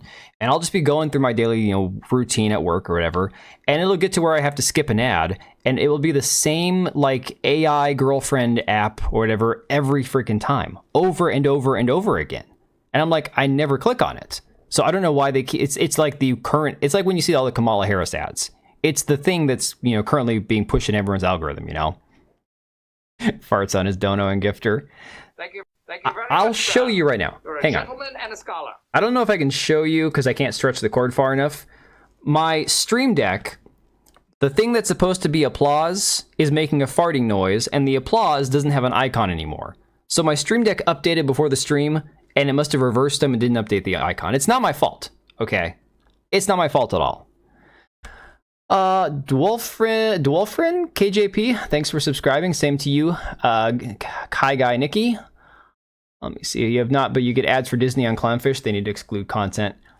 It's a bad look.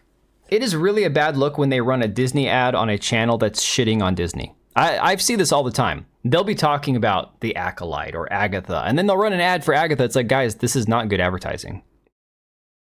The same fake-ass AI Asian girls. Yeah.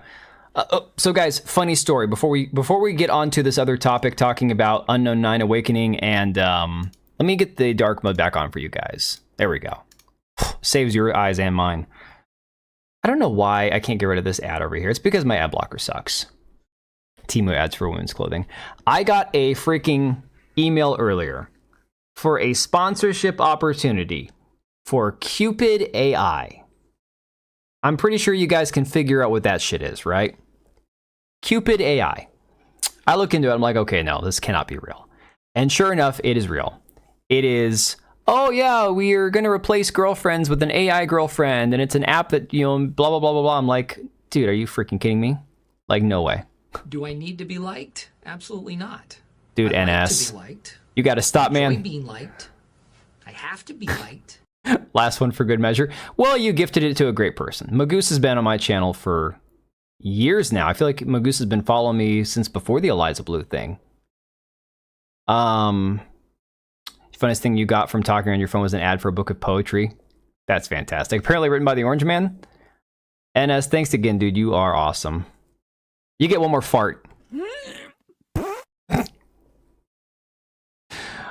So yeah, I get this ad or this sponsorship email. I look into it and I'm like, I tell my wife about it. And my kids are like, are you going to take the sponsorship? And I look at my wife and we just look at them and we're like, no. Like, I can't. Okay. Whether or not you think that it's a serious mental health epidemic when it comes to people's inability to have standard relationships and being able to talk to people in public and interact like normal human beings, Whether or not you think that's a big deal, I view it as kind of a big deal. So the last thing I'm going to do is shill for some shitty app that's already contributing to like the downfall of society, when it's like, dude, it's not worth it. I looked at that and I laughed. I'm like, there's not a chance in hell that I would sell my dignity or sell my soul to promote a freaking dating app for an AI. You know, just not happening. You've been silent but deadly.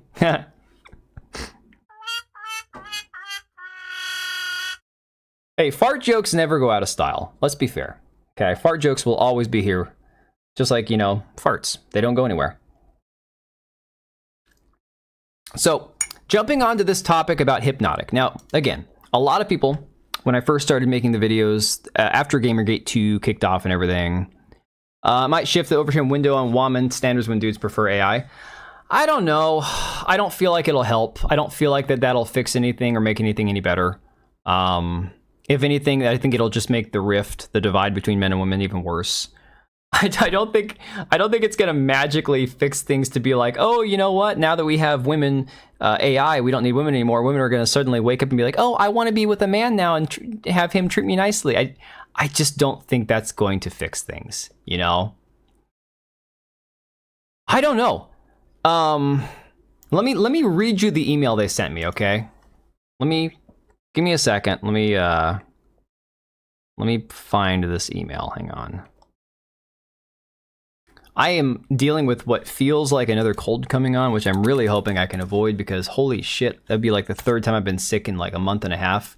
And I know this Stellara crap that I'm on, definitely, it hurts my immune system pretty badly, but I just can't get sick again. There's just no way. All right, where is my trash? I know I already deleted the email. Victor from Cupid AI. I work with the marketing team. I came across your channel and believe we could collaborate effectively. Would you be interested in a paid gig to create a video review of Cupid AI? If you're open to it, could you please provide your rates and details regarding the deliverables, such as video length and mentions on your social media platforms? Thank you, and I look forward to hearing from you soon. And then, of course, a link to the website. I'm like, dude, there's just no way. Look, the whole instant gaming thing, I was like, you know what? I do a lot of gaming content. It's a gray area as far as like people thinking, oh, well, I don't want to buy keys from a third party. But again, I bought stuff from them and everything's worked out just fine. So I have no moral issue with that. Meta PCs, those guys are freaking awesome. Other than that, it's like, that's it. I'm not going to take a sponsorship deal from Cupid AI. No freaking thank you at all. The Real Doll sponsorship. Holy, oh my God. Integrity matters on Integrity Farms. I guess maybe 5 to 10-year-old games are way better than DEI. Dude, Natsuno, 100%. Oh, Magoose, are you going on Stellara? I've been on it for, I want to say just about a year now. I switched from Humira to Stellara. And to be honest, it works better. The only bummer, I wish that I could just do infusions where I don't have to stick a needle in my stomach. I'm on an every 2-month regiment, and that's a self-injection, and it's not like the Humira pens that are easy where you just push them against your stomach and click, and it just gets a little poke and the medicine goes in. I actually have to slide a needle about that big under my skin every time I inject. And it's a lovely experience. I almost black out every time I do it. You would have had to come out of the silence and say, dude, you okay? NS, unless they give me like $5,000, $10,000, which I know they wouldn't do, I don't see that ever being a thing. Because I don't know if you understand how much I despise mobile gaming. I loathe and despise mobile gaming as a whole. Like, the last mobile game I had on my phone was Angry Birds back when my wife was delivering our first kid, okay? Yeah, that was like almost 12 years ago now. So I generally hate mobile gaming. It's just not something that I'm a fan of. Ridge Wallet, that's another one that I haven't seen lately. I know Upper Echelon and I want to say Yellow Flash was doing Ridge Wallet for a while, if I'm not mistaken. 2 half-hour infusions or a 2.5-hour infusion? I don't even remember. My one infusion was like an hour, and then from that point, I was every 2 months at home. And I got to tell you what, the shock I got when they sent my Stellara and it wasn't in a pen and it was a needle. And I'm like, I have to what? I did. I actually had a VPN offer, but it was from like a third party that works with them. It was from Proton VPN. So I didn't even get an offer from like Private Internet Access or NordVPN or any of the good ones. I got the Proton VPN offer. I never heard back from them. I don't know. Anyways, so we have a situation going on with this Unknown 9 Awakening game. First off, the game's dog shit. If we check the Steam player count right now, it was at 45 earlier. Now it's at 44. It is on track to have a peak or like a low of probably less than 30 players within the next 4 or 5 days, because the low continues to get lower and lower. It was 93, then it went down to like 75, then it went down to 69. Then yesterday, the low was 37, so we'll see by the end of the night tonight how low it actually gets, right? 2.5. Oh my God, that's brutal. 2.5 hours of sitting with an... Well, okay, I sat with an IV in my arm for 5 days when I had my big flare-up that got me put in the hospital. Methotrexate shot once a week. Oh my God, you've got it worse than I do. It lost Atreus. It performed better than Dustborn, not by much though. But dude, Dustborn didn't have $300 million pumped into it. The reports are right now, we don't have anything confirmed yet, but the reports are that this game allegedly cost about $300 million. Okay. The Steam discussion troll posts have more reactions than active players. I 100% believe it.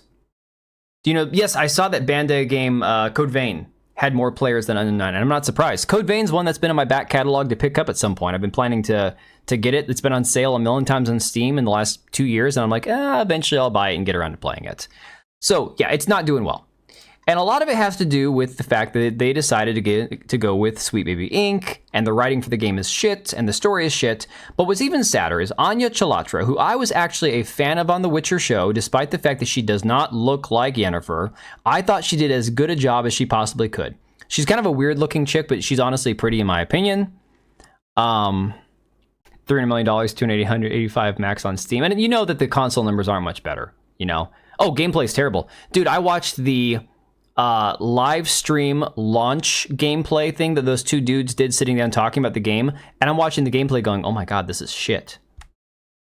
I thought about watching Savvy play Dustborn, but I just couldn't bring myself to do it. So that being said, even Anya Chilatra, when she got the job for this game, she couldn't really figure out how to properly describe the game. So this is an article from that Park Place from a few days ago. I didn't cover it because I just haven't had time. But basically, the way that she talks about this, it just sounds like dog shit. And we've seen it. We've seen exactly what the game is all about. Again, she said Haruna, who's the lead character in the game, leads you through this game, this world. She's on a quest to avenge her mentor, Raker, whose life has been taken by Vincent, and find out more about the Unknown 9. She has an innate power, a kind of like calling that is outside of herself. It's internal, but it's about something bigger than herself that she can rely on. She's not selfish. She's always thinking about something greater. She also possesses incredible supernatural powers that only through her choices are as powerful as they are. Basically, she's a girl boss, and everything she does is fantastic. Yay. Here's the funniest part, though. I am excited for people to hopefully feel empowered by this character. Empowered. I hate that word. I hate the word empowered. She's grounded, so inspired by like things that are outside of herself, bigger than her.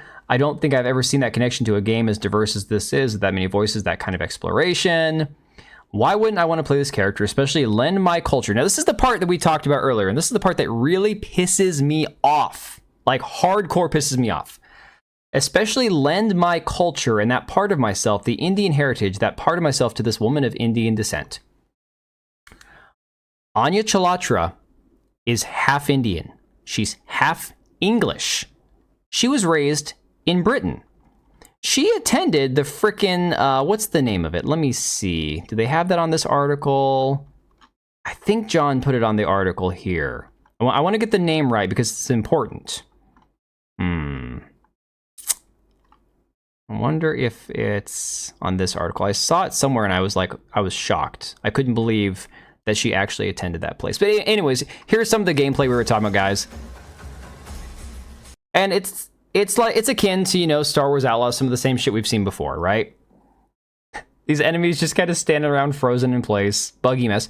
Not to mention, I know it's hard for you guys to see because you're probably watching on your phones or computers and the graphics aren't great, especially when you're watching on a stream. This looks like a 10-year-old game, which, in all honesty, I have no problem with, except it's a modern game. If it was a 10-year-old game that I'm playing that I really enjoy, no big deal. I mean, I love some really old games, don't get me wrong. This looks terrible. Oh, there, she finally got him. Okay. Okay, so we've all seen this. Brindian, there you go. It's pure marketing, PR gobbledygook. Well, it's all about pushing the diversity narrative, right? So, well, here's the funny thing. They're actually giving this game away, just like they're doing with Dragon Age Veilguard, to try to pump up the numbers. I had somebody argue with me on Twitter going, well, Black Myth Wukong gave the game away with graphics cards too, and the only reason that game did so well is because other games aren't released in China. And I looked it up. I'm like, no. Unknown Nine Awakening launched in Shanghai the same day as everything else. Avatar, Pandora, whatever, what was the name of that game that came out, that Avatar game that was, I think, attached to Sweet Baby that was shit? Pandora something. That game also released in China, and it did terribly. It was also available on graphics cards. Star Wars Outlaws was available on graphics cards. That is not the indicator for how good a game does or doesn't do, okay? But it certainly didn't help any of those games that sucked, whereas Black Myth Wukong has sold over 20 million copies on Steam alone. You cannot tell me that the majority of those are from graphics card sales. If 20 million people bought a graphics card just to play Black Myth Wukong, that's a lot of insane people, okay? You still want a refund? Yeah. What's she hitting? I have no idea, Ryan. To me, it looks like a 10-year-old game, but played like modern, had great polish for bugs and animations.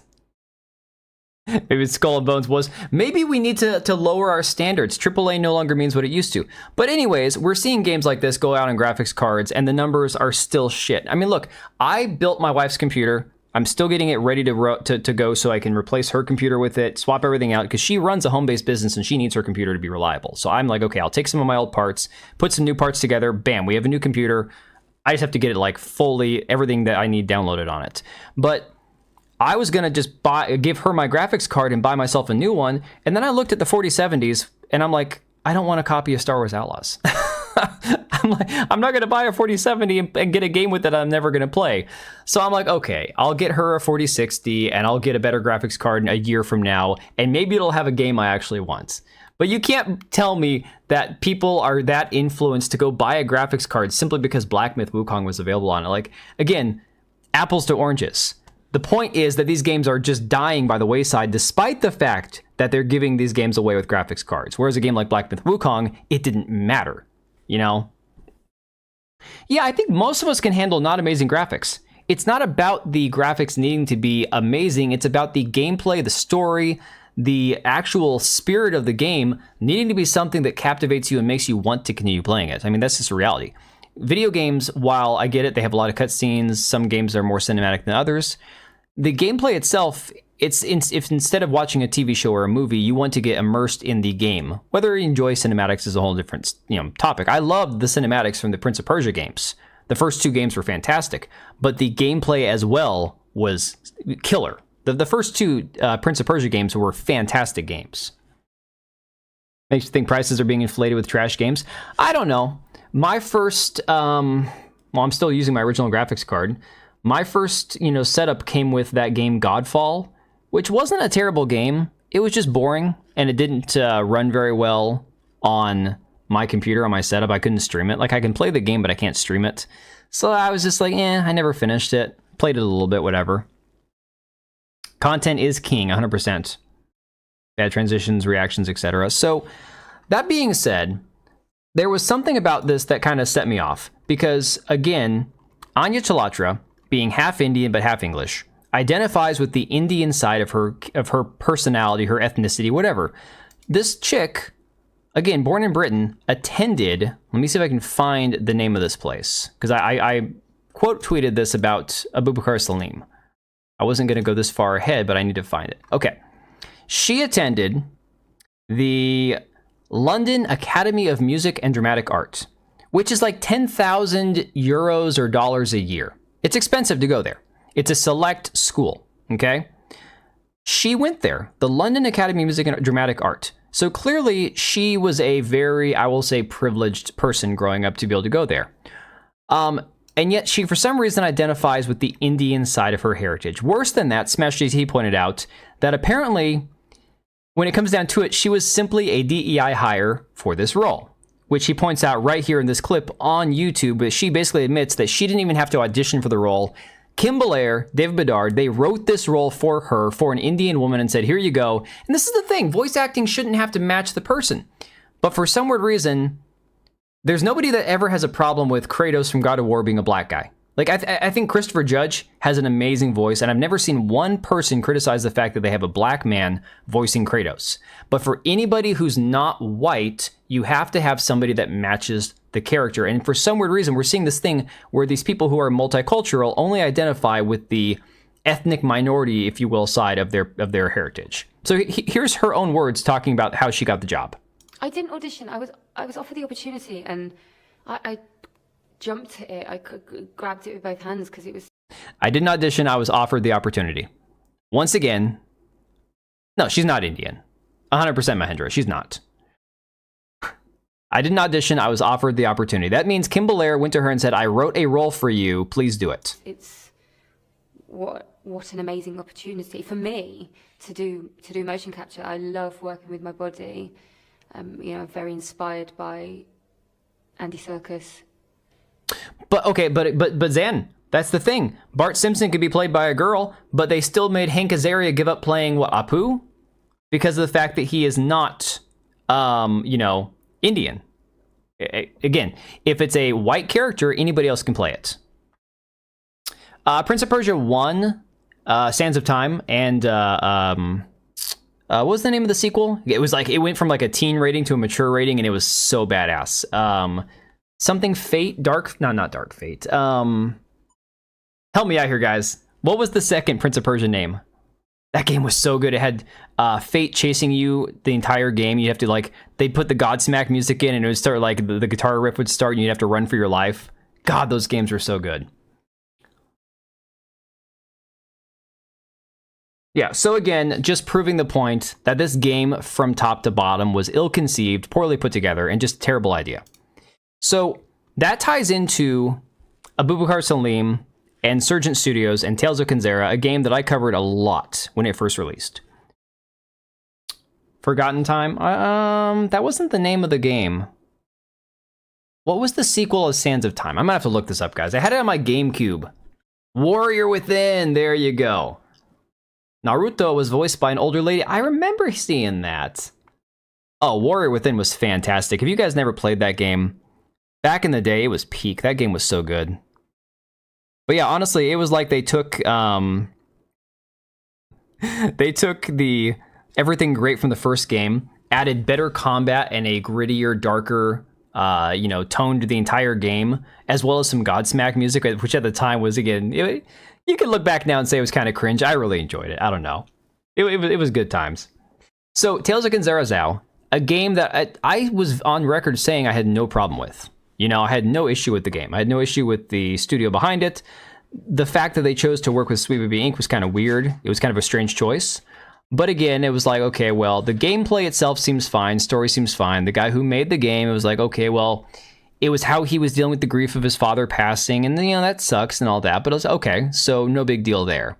But then there was weird things like, why would a black man who's half Kenyan require the services of Sweet Baby Inc. to, quote-unquote, fix his game or make his game palatable for Western audiences? Doesn't make any sense. Why would you hire diversity consultants when you yourself are the half Kenyan man? And again, he lives in England. He was born in England. Also went to that London dramatic school. We'll get into that in a minute. But for whatever reason, he decided he needed to hire this company. Now, he has gone on massive amounts of long Twitter threads, replying to people. He's at least trying to be conversational about it, explaining his position that at the time he felt like he needed to hire somebody to help with the narration, the story, the writing for the game, because he wasn't experienced in that. He had no idea what it was really going to require to write a story for his game, right? He just had no idea what he was getting into according to his own story, Change the name of the game to Nondescript Citizen of Spaceship Earth because the words Prince and Persia are too problematic. No, Zan, what they've done instead is they made that mobile game where he has that stupid Killmonger haircut from Black Panther that everybody hates. That's what they have, and it looks like Fortnite graphics, you know? The game title baited you into clicking the store page because it has the Tales of title, very deceptive as used by JRPG. Oh.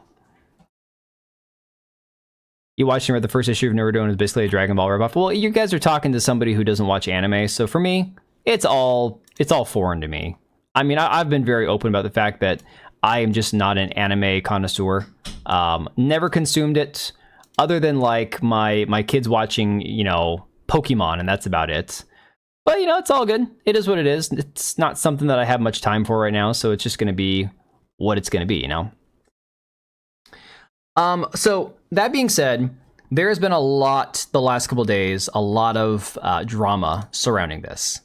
And going back to October 18th, Surgeon Studios put out this statement saying that essentially they're putting all their employees on hiatus because right now they just don't have anything going on. They have to secure funding for the next project. They don't know where this leaves the story of Zhao. So Madam Savvy said, I think a better approach for you would be to crowdfund, then you can actually gauge public interest, which I think is a very fair point to make. I think that is a very fair point to make. You know nothing about anime or care. C4, I mean, I'm kind of like halfway in between. I have nothing against anime. I think anime looks fine. I think there are some anime that I would probably watch that's kind of cool, you know? But I just don't really have much desire to get into it. That's all. He would have rather tapped in with his Kenyan extended family members, and that would have been more authentic. 100%. Why would you hire a firm whose intention is to promote marginalized voices and queer voices in Western media, who's based in Canada, and none of the people there are from Kenya, then go to the source and I talk to people from Kenya? It doesn't make any sense. So unless he didn't need them for the Kenyan aspect, if he wanted to hire them for the fact that he just needed somebody to write the story, I don't know. I have no idea. I don't know what possessed him to hire that company in particular, especially given the fact that he himself is half Kenyan. So she then said transparency on spending would go a long way, given people have an issue with your connections with SBI, which again is the reason, number one, first and foremost, the game didn't sell. People just don't trust you're capable of good choices because of that. Customers are earned, never owed that in regard. So when a studio struggles, they have to come back 10 times harder to prove they're worth something to an open market. And again, I think that that's a very fair opinion. Only anime tips I have for you. If someone recommends Attack on Titan, stop taking them seriously. If someone recommends Berserk, that person's a short guy. If someone recommends Ghibli, he's based. It's really funny because I've seen recommendations both for Berserk and Attack on Titan. Berserk, I think, is something where it's because it's so like brutal and over the top violence that certain people enjoy that kind of stuff. Ranma.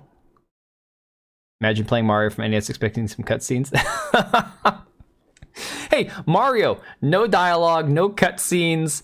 I mean, everything was straightforward, 2D graphics, and it worked great. So we didn't need that back then. I still say Super Mario World is one of the top 10 greatest games of all time. That game has held up so well. You can go back and play Super Mario World and the game still slaps. Okay, I'm not even kidding. So he responded to Savvy, and this is the thing. The actor side of this guy, he's not your typical Hollywood actor where he's just gonna like have Trump derangement syndrome and you lash out at everybody and tell everyone how awful they are and how he hates their guts. He's not a Mark Hamill type. He does try to be very civil, and he's very suave, and he's a good-looking guy, and he's got this great accent, so I think he plays into that a lot. So I don't know how to take Abubakar seriously, to be honest. He responds and says, thanks for your suggestion, I'll keep that in mind. In regards to the connection, I have addressed that in a few podcasts and posts now, including one with Long Island Viper, on Sacred Symbols and a few times. I aim to be as transparent as I can whenever talking about games or work, as I feel it's important to operate that way. So the interview he's talking about is this one here, where they kind of talk about the things that happened leading up to the boycott of the game. And I will give Abubakar credit because of the fact that he never attacks people, okay? So to his credit, and again, this just could be the actor in him where he's very calm and very cool and collected, he never directly goes and attacks people. He does denounce racism, and he denounces, people who are bigoted. Okay, fine, whatever. But he never explicitly goes and attacks people. Super Mario will blow your mind. Dude, the hidden levels are the best. Mario Bros. 3 is fantastic. Don't get me wrong. I was never a fan of 2. Mario Bros. 3 is a legitimately fantastic game, but there's something about Super Mario World that is just so good. Dirty Pair. See, you guys have tons of recommendations, and I don't even have time. Time to get into it, you know? Yeah, I mean, that's the thing. My kids all watch Pokemon. That's my exposure to anime. It's all I got is Pokemon. So I'll just play a little clip, kind of give you an idea of how he has approached this entire situation. Again, I'm not going to play the whole hour and 24 minutes. We're going to play like 2 minutes of these two guys talking. Let me ask you this, because I have so many notes here. I've been, like I said, I've been listening to some of the things you said, watched some of your interviews. Do you think it's better to fight back against this kind of stuff or to kind of ignore it? Because I've long had this... I worked at IGN for many years as a senior editor a long time ago. And at the beginning of Gamergate is around when I left. And I remember giving the original Gamergate in 2014, I guess that was. And I remember giving the advice of being like, why don't we just not say anything and not fight back and not feed into it? They didn't. Now, I think that would have been really smart advice at the time. Really smart to not play into it, not to feed into it. Not that I'm saying that the Gamergaters were wrong. 100% not saying that. But I do think when corporate media, when the shills, when the access media responds to things and attacks people and pushes back too hard, that definitely makes the situation far worse. Listen to this. Obviously, it became this self-fulfilling thing. Do you think that there's any wisdom in not confronting these problems, or do you think that we should put our shoulders into them, give these people oxygen, or pretend that they don't exist? It's oh man, bro, it's so, again, it's so crazy. Because again, like my journey through it was ignore it to begin with. Then it was say something and fight it and not even fight it. See, right there, again, this is the part where I'm curious where he actually, honestly, what position he's actually taking, because he knows right there, he says fight it, and then he stops and goes, well, wait a second, I'm trying to present myself as the peacemaker here, so I'm going to go back and say, well, I don't mean fight it, you know? Talk about it, discuss, listen, let me hear your point of view, let me hear what you're saying, like truly, and let's really dissect it. Let's actually listen to one another and have a conversation. But then you realize that there are parties out there who almost have built their identity on hate, for example, or on an agenda or on a force. And by building that identity, to question that, it's never going to change.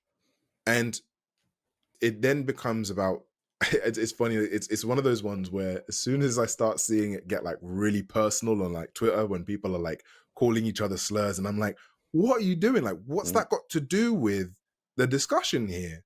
Like, it doesn't do anything. And See, again, this is my thing. He's definitely tried to play the peacemaker the entire time. He's tried to like play both sides. He's like, oh, I don't want anyone calling each other names. I don't want anyone, going back and forth and attacking each other. And why can't we all just listen? And I think that that's all great, wonderful advice. The problem is the situation he's in. He's put himself in by working with Sweet Baby Inc. And again, this goes back to the idea of why if he didn't know who they were, why on earth would he go and start a company with them? Y'all remember, hang on, where are my tabs at? I'm a mess, guys. I apologize. Where the hell? Here we go. Y'all remember Baby Sucre, right? This LTD that he started with Kim Belair, with David Bedard, and with Leanne Shaw, who I believe may or may not be a transgender individual who worked at Sweet Baby Inc. Oh, excuse me. And the four of them were all listed on this LTD. Well, essentially what this was, and John Trent pointed this out to me earlier on, the reason that they created this was essentially to have like a mobile writer's room. Which again goes back to the why would you need these people to write on your game anyways, when the reality is you're the half Kenyan man. You should have enough experience with your own culture to not need these people. This is what Smash highlighted. He's an actor going at that. He knows that he gets fence sitter. No, honestly, that's where I'm kind of landing at us, is the fact that while he makes his presentation is nice, his presentation is nice. He tries to like play the peacemaker and he tries to play the rational, I'm not going to be emotionally invested, I'm not going to attack people perspective, and he's trying to come from that angle. He's also an actor. Like, this is what he does for a living. So how do you trust somebody whose entire identity is he pretends for a living? How do you ever trust an actor? But again, yeah, but at the end, it's a fair point to make for either side. You could say, oh, why is everyone calling each other names? I'm sorry. Have you seen the shit Alyssa Mercante has said? Have you seen the people from Dragon Age, the writers from Dragon Age? Have you seen some of the crazy shit these people have actually said? You know? Don't want people to keep thinking Colin Moriarty is some secretly based guy who could lead the movement against legacy media. I don't know. Yeah, clearly he's a displaced legacy media, person. I don't think that he's some, secretly based guy. I think he's just transitioned from corporate to YouTube, and he's just doing his thing. He represents people that legacy media also hates. He just didn't want to be that. Yeah, 100%, John. I think that's exactly it. So we'll try to read this as quick as possible, guys. He probably would trust Alyssa. You're probably right about that, Nusano. Natsuno. So he says, no need to apologize talking to Savvy for the wall of text. This platform can pose quite a challenge, blah, blah, blah. In regards to using their services, I've addressed this before, but I'll share again here. I never made a game before, let alone written a story. Even though I've read countless scripts in my career, the art of script writing and storytelling is something you can't learn overnight if you want to execute well. Now, I've watched gameplay of this game. I recorded a bunch of it to put into a video that I was going to use to talk about these guys. I didn't get around to the video, so I no longer need the video of it. The dialogue between him and his family, him and his sister, it's cringe. It's nothing fantastic, so I don't know what he's talking about needing help writing a story. Nothing that Sweet Baby Inc. produces is good, first of all. So going to them is the worst thing you could ever do. These are not talented people. They're ideologically possessed first and writers second, okay? So that's just my two cents on that. The team were one of many people I had reached out to in order to look at what I wanted to convey in the game medium specifically, as much as it's as it's such a technical field. We had a tight budget to work with, so asking and calling favors from all places we could was the approach I wanted to take here. Our thank you credits also have a lot of writers, directors, and people in the industry who we approached and asked for help in bringing this out of fruition. It was important to acknowledge the people who aided us, especially in an industry that's notorious of not including people who put the work into the credits. But the funny thing was, part of our inexperience was that we asked a bit too late, so implementation was non-existent. Once the game shipped, though, and people commented on the story, it's given me and the team a lot of confidence in regards to trusting our voice. So basically what he's saying is, by the time we asked for help, it was too late to actually get the help. He's claiming that they never actually... We saw this with the guys from Capes, that game Capes that got added to the DEI detected site. He's claiming, well, by the time we got around to asking these guys for help, they didn't really have that much effect. But he trusted them enough to make an LTD with David Bedard and Kim Belair so that they'd have a, quote, mobile writer's room. Make that make sense, That's why you only play 5 to 10-year-old games? Yeah. No, I get it. I agree. Oh, no, there we go. It just crapped out on me. Erase is one of those who suggests someone who likes those kind of films. I'm not sure if I ever saw Erase, to be honest. Ronin Warriors. I've heard of that one. Yeah.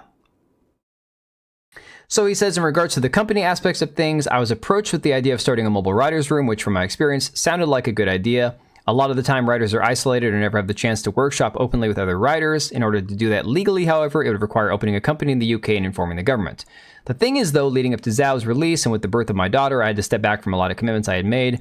I'm very much a do as much as I can in 24 hours kind of guy. I love telling stories and working, but after my daughter was born, I chose her and time spending with my family over everything else. Again, he is coming across as a very nice, down-to-earth based kind of guy, right?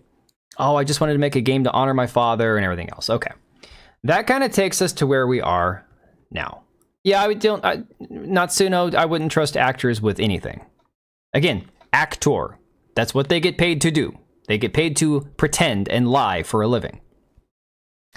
Spreading myself so thin was probably already affecting other aspects of my life, and I'm terrible at stopping myself, even at burnout, but when my daughter came into the mix, I didn't want to sacrifice that relationship, especially seeing how my father gave me time and attention, All right, so then he just goes on responding to people, oh, you shouldn't talk to these people, they're bad people, blah, blah, blah, and he's like, oh, I know, but we have to have discourse. Okay. Again, playing the good guy. So that being said, that takes us to where we are now, where there's been a lot of conversation about Smash JT and Hypnotic and racism and people saying naughty things online.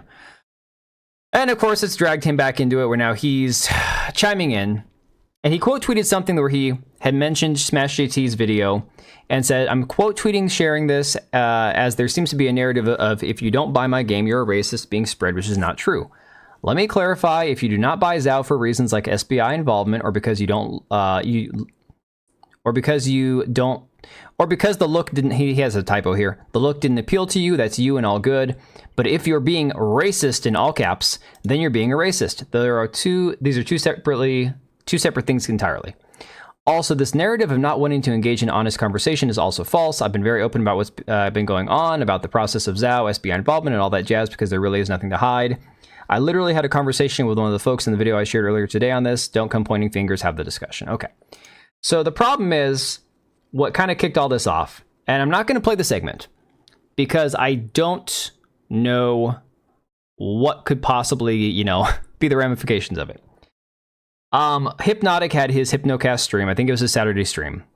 And again, to be fair, I don't watch most of his stuff. I'm familiar with his content. I have no problem with his content, but I don't really watch panel stuff very often. Like even like Friday Night Tights, I just don't tend to watch panel stuff. I guess one of the guys on here, somebody that I was actually on a stream with Words of Paradise, says something like, "Sing us a song, you're the colored man," which, okay. Tacky, sure. Do I have a problem with it? No.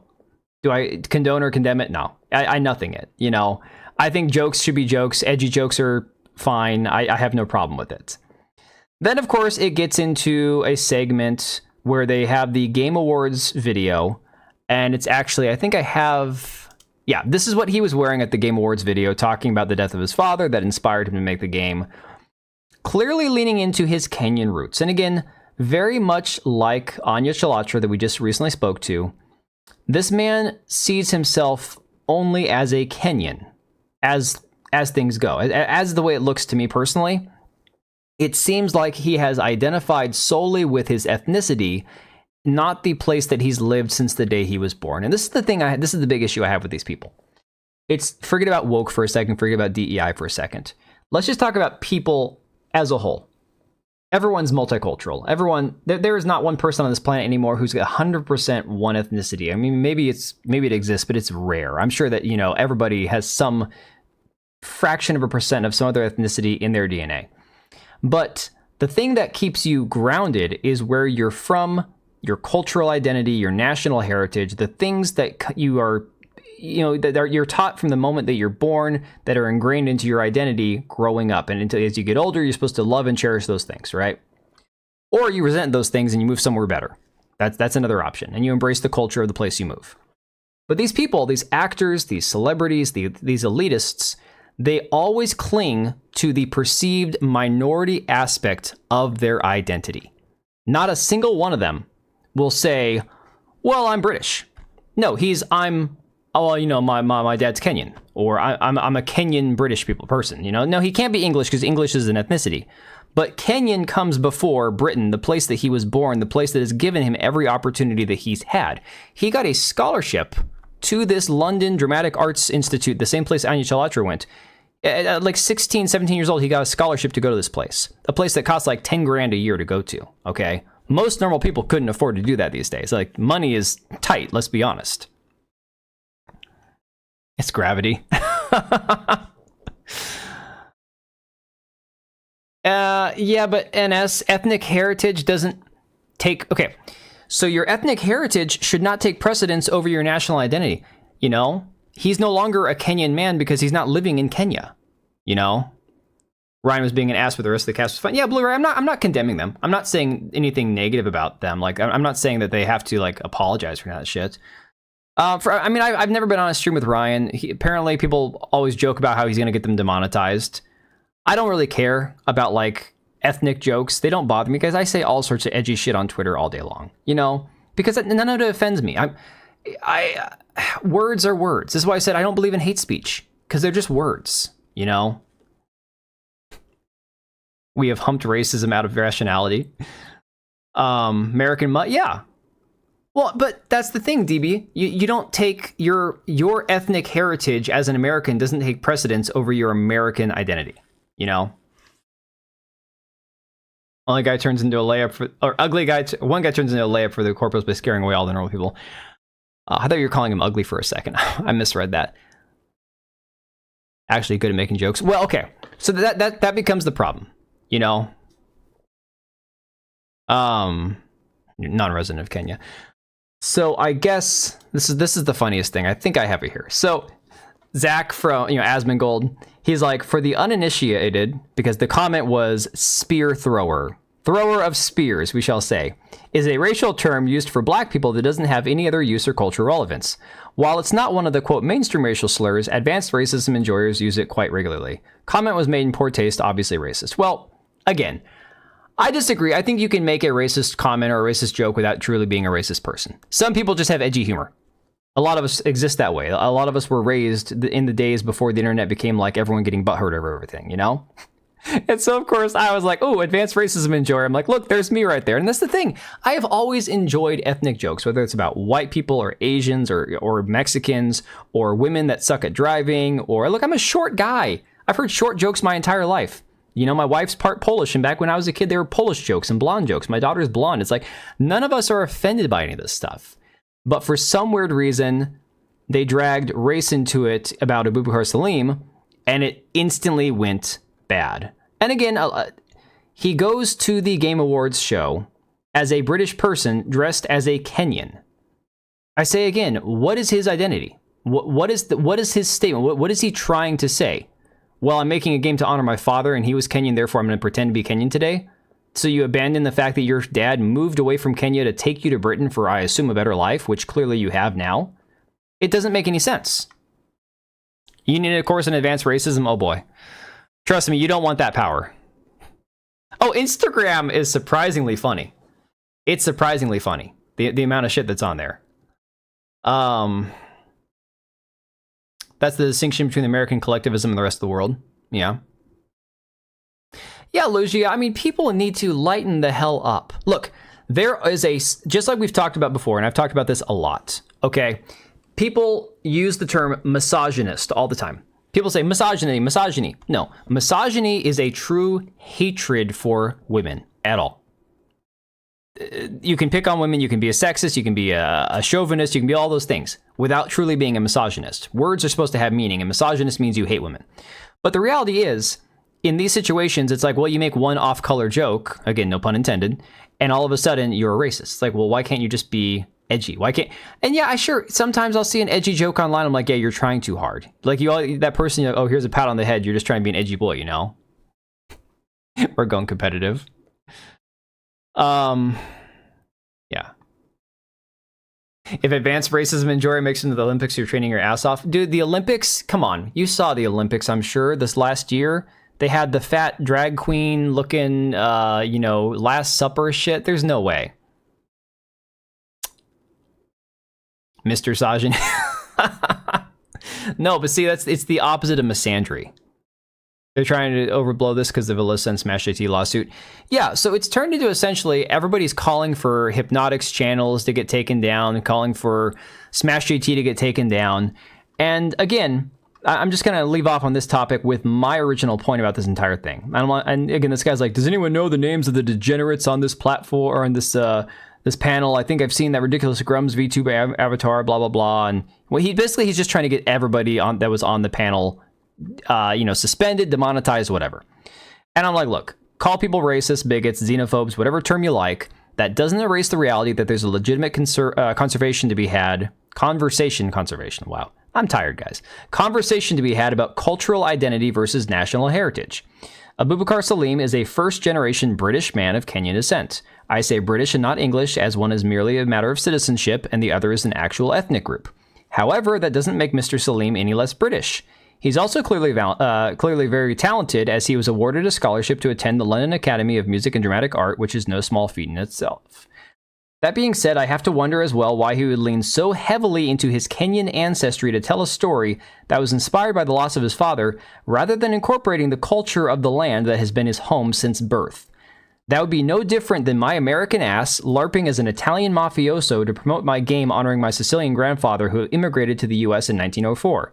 I would be opening myself up to ridicule and mockery as well. The only difference I can see in this situation is skin tone. And I think, honestly, that's just my... They'll appropriate anything to grift. Yeah, Rob, unfortunately, that's the way it goes. Temporary lag spike. Oof. I apologize. Hopefully it's not on my end. But yeah, I mean, look. Let's say my grandfather, who was full-blooded Sicilian, he inspired me to make a game or something. And I go out on some stage at some award show.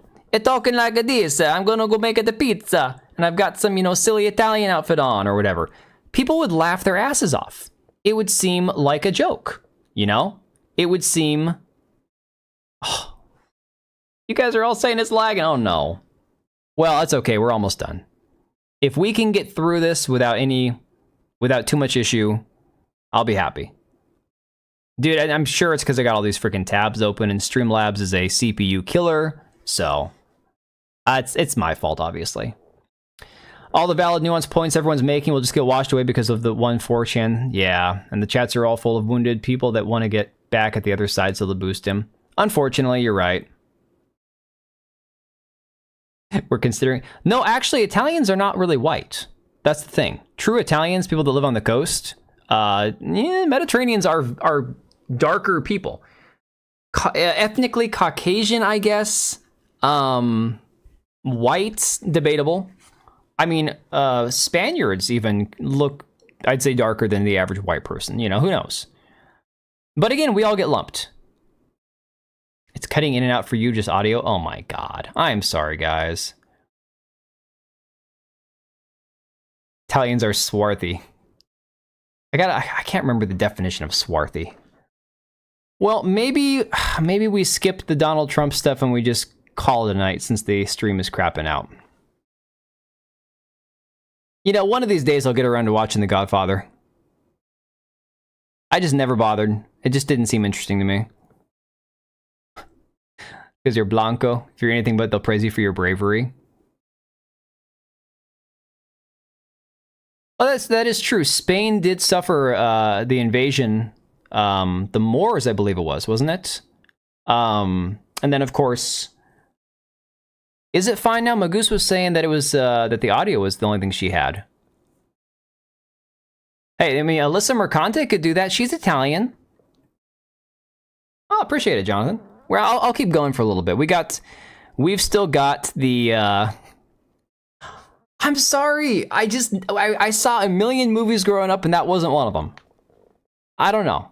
I also never watched the entire The Shining. I was never a Kubrick fan, so I just never got around to watching it. I don't know. Wasn't my thing. Your dad almost goes black? Yeah, Greeks can be really dark. Hey, I don't pretend to be like a movie aficionado, okay? All right. So, Desert Fox is not here, and this is his Twitter account. Oh, well. Desert, if you watch the replay on the stream, shout out to Wagon Burner on Twitter, on the Twatter machine. He's got some memes here. I think this might be one of my favorite ones I've seen come out of this entire thing. Trump went and... Okay, is The Shining even a good movie? Can we be honest about some of this? A lot of these movies that are like Pulp Fiction, The Shining, The Godfather, people watch them because they're classics. I don't even think they're good films, to be honest, a lot of the times. People just watch them because they're told that they need to watch it, See, I'm vibing with Wild right now. I'm feeling like, guys, the thing is, you've been told what you're... Like, okay, Quentin Tarantino movies. Every Quentin Tarantino movie I've ever seen, I've hated. I don't like the guy's movies, okay? At all. Have never liked his movies. And I've seen a handful of them, and every one of them has sucked. But yeah, this meme is absolutely, like, freaking amazing. Trump Vance, I'm loving it, 2024. Somebody had a good one. It had Trump with the fries going in the fryer. And it was like, when inflation is hit so bad that Shining is one of, like, the 3 best horror films along with The Exorcist. Okay, so I'll watch The Shining. I'll get around to watching The Shining. 80% talk and betrayal. I mean, okay, a movie that is mostly talking can still be a good movie. Don't get me wrong. You can still have a good movie with mostly dialogue. So Elon Musk's got this little 18-second video, just kind of like the highlights from this here. We'll go ahead and play this one. I'm looking for a job, and I've always wanted to work at McDonald, but I never did. I'm running against... The audio's really quiet. Said she did, but it turned out to be a totally phony story, so... President Trump! Well, that's a good-looking group. Hello, everybody. I'm having a lot of fun here, everybody. That image of him waving out the window, that is going to be iconic. I swear to God, that thing is going to outlast all of us. That image of him with that apron on waving out the window. Now, the funny thing is a lot of people have criticized him for this, saying, oh, you know, it's pandering and this and that. And it's like, okay, as somebody who has worked like a lot of really shitty long hours in my life in a job where people, because I've been in the food industry, I'll give you guys that much information about my personal life. I've been in the food industry my entire life. And when somebody comes into your place of business where you're working and you've had a long day and you've got something food related, like that smells good or something you're working on, and they walk over, that smells good, what are you doing? That is one thing that'll set me off like none other. I'm like, this is my job. Get the hell out of my face. I'm not here to be like a showpiece for you to come up and get your face in the middle of what I'm working on. Like, get out, right? So for me, I can understand some people looking at Trump putting on the apron and cooking the fries and go, oh, it's pandering, it's cringe. I get that. My initial reaction if I was a McDonald's worker would be like, oh, I got some guy who doesn't know what he's doing in here cooking fries. On the other hand, the meme energy is so fantastic. Like, this is so great. The entire thing, like, you can't help but watch it, and I have to smile when I see it happen, you know? When he walked in, went, hello, I'm looking for a job. Yeah, it's freaking amazing. It's awesome. I love it. You like this side of him, Natsuno? Yeah, it's cool. He's funny. The thing about with Trump is he's funny about it. You know, they saw and then they're sending an inspection to the restaurant. Yeah. So the reaction to it, though, is the best part. Why did you want to come here? Why do you think it's important? He goes, I love McDonald's. It's true. The man loves McDonald's. We now have people like AOC freaking out about this. Check this shit out. Donald Trump putting on a little McDonald's costume because he thinks that's what people do. They're not trying to empathize with us. They are making fun of us. They are making fun of us. Donald Trump thinks that people who work at McDonald's are a joke. Elon Musk thinks that dangling money in front of a working person is a cute thing to do when the election of our lives is before us. Because that's what people and billionaires like that do. Donald... I mean, again, AOC just acting unhinged as usual, pretending that they give a shit about regular people. He did it to stick to Kamala, but he can't say that. I mean, he kind of did say that. He's like, oh yeah, she said she worked there, but you know, she hasn't really. Have I watched Trump in the saloon shop? I'm not sure. But here's the thing, guys. As much as I want to say, you know, the pandering thing I'm not a big fan of, but it's funny, and Trump has that charisma so he can pull it off. Kamala's done the same shit. When she went to that spice shop that was like that left-wing Democrat-owned spice shop where every product that they sell is, I hate Trump, I hate Trump, I hate Trump. And then she had that woman hug her. Nobody said anything about that. They closed down those places to the public and they let a certain amount of people in. So in places like the New Republic or New York Post or all these people start complaining about it and going, oh, it was choreographed, it was staged, right? Of course it was staged. Of course it was, you know, they closed the business. The man has had like 3 attempts on his life. And if you believe the news, which I don't, but if you believe the news, Iran is trying to get this man. They've been going after him for like 5 years or something, you know? You were 16 in 1988? Well, dude, that means you're older than me, which is rare for this channel because a lot of people here are younger than me. I was 2 in 1988. I was born. You're in a one-issue party and the issue is ending the lives of kids. Oof. John, that's a mic drop moment right there. Must be the modern audience. The ones at the AOC thing? Yeah.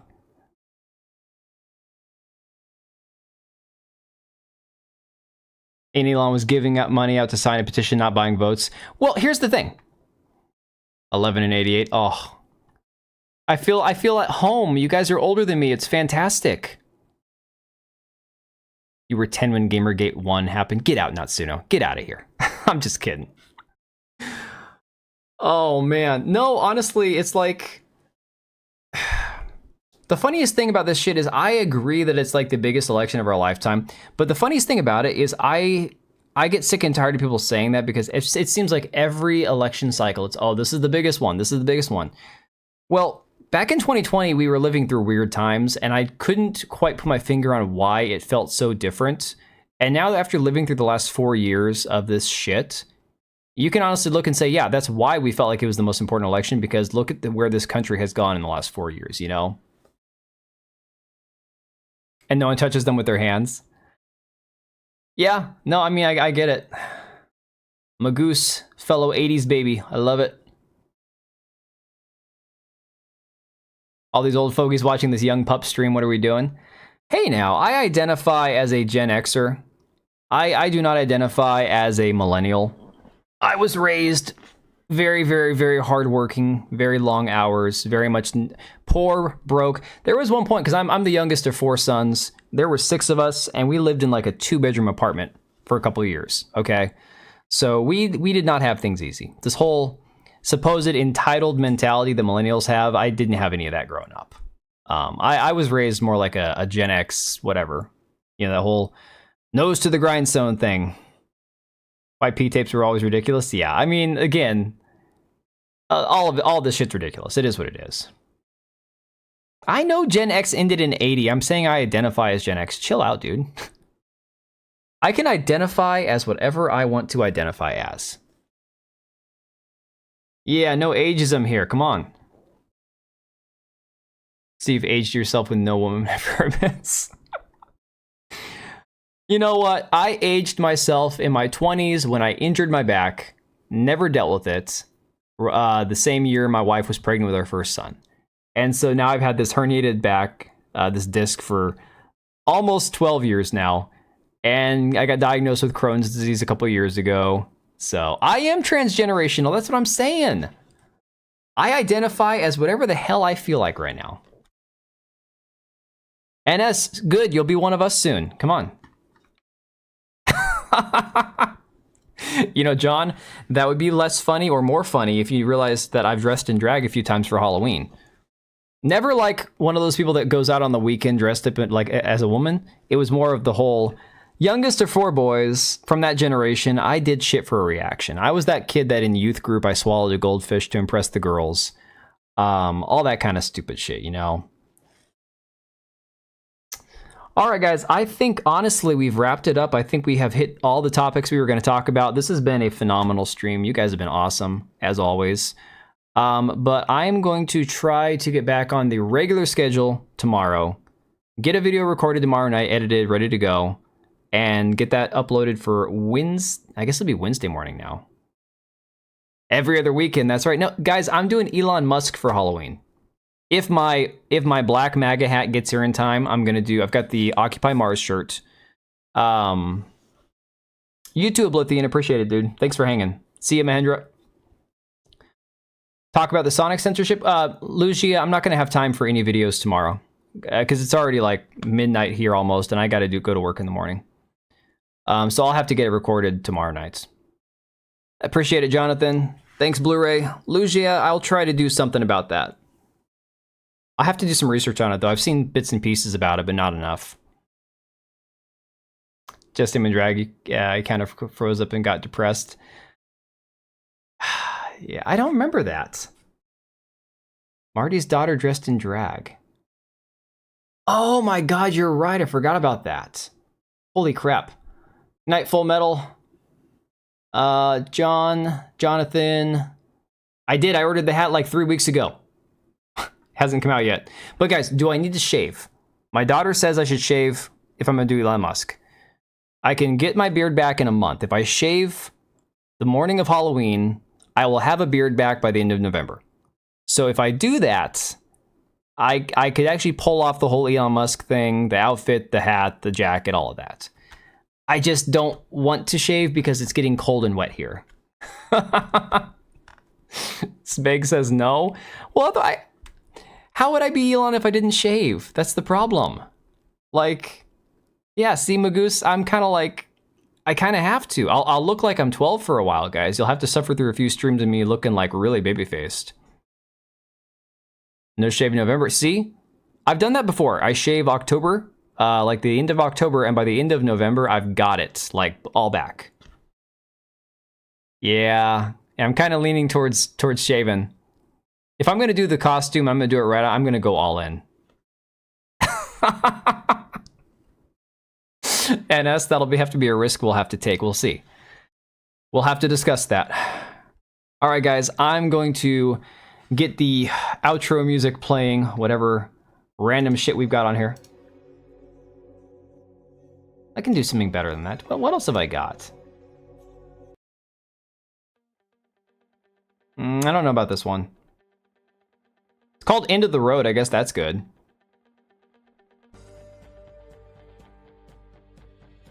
Yeah, that'll have to work. Your life is No Shave November.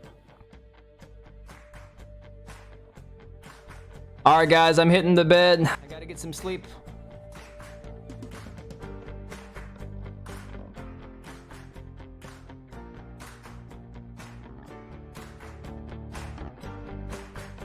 I appreciate all you guys for hanging. This one has been awesome, but I have to rest now. It's not Mario Kart, it's Streamlabs DMCA free music. You hush.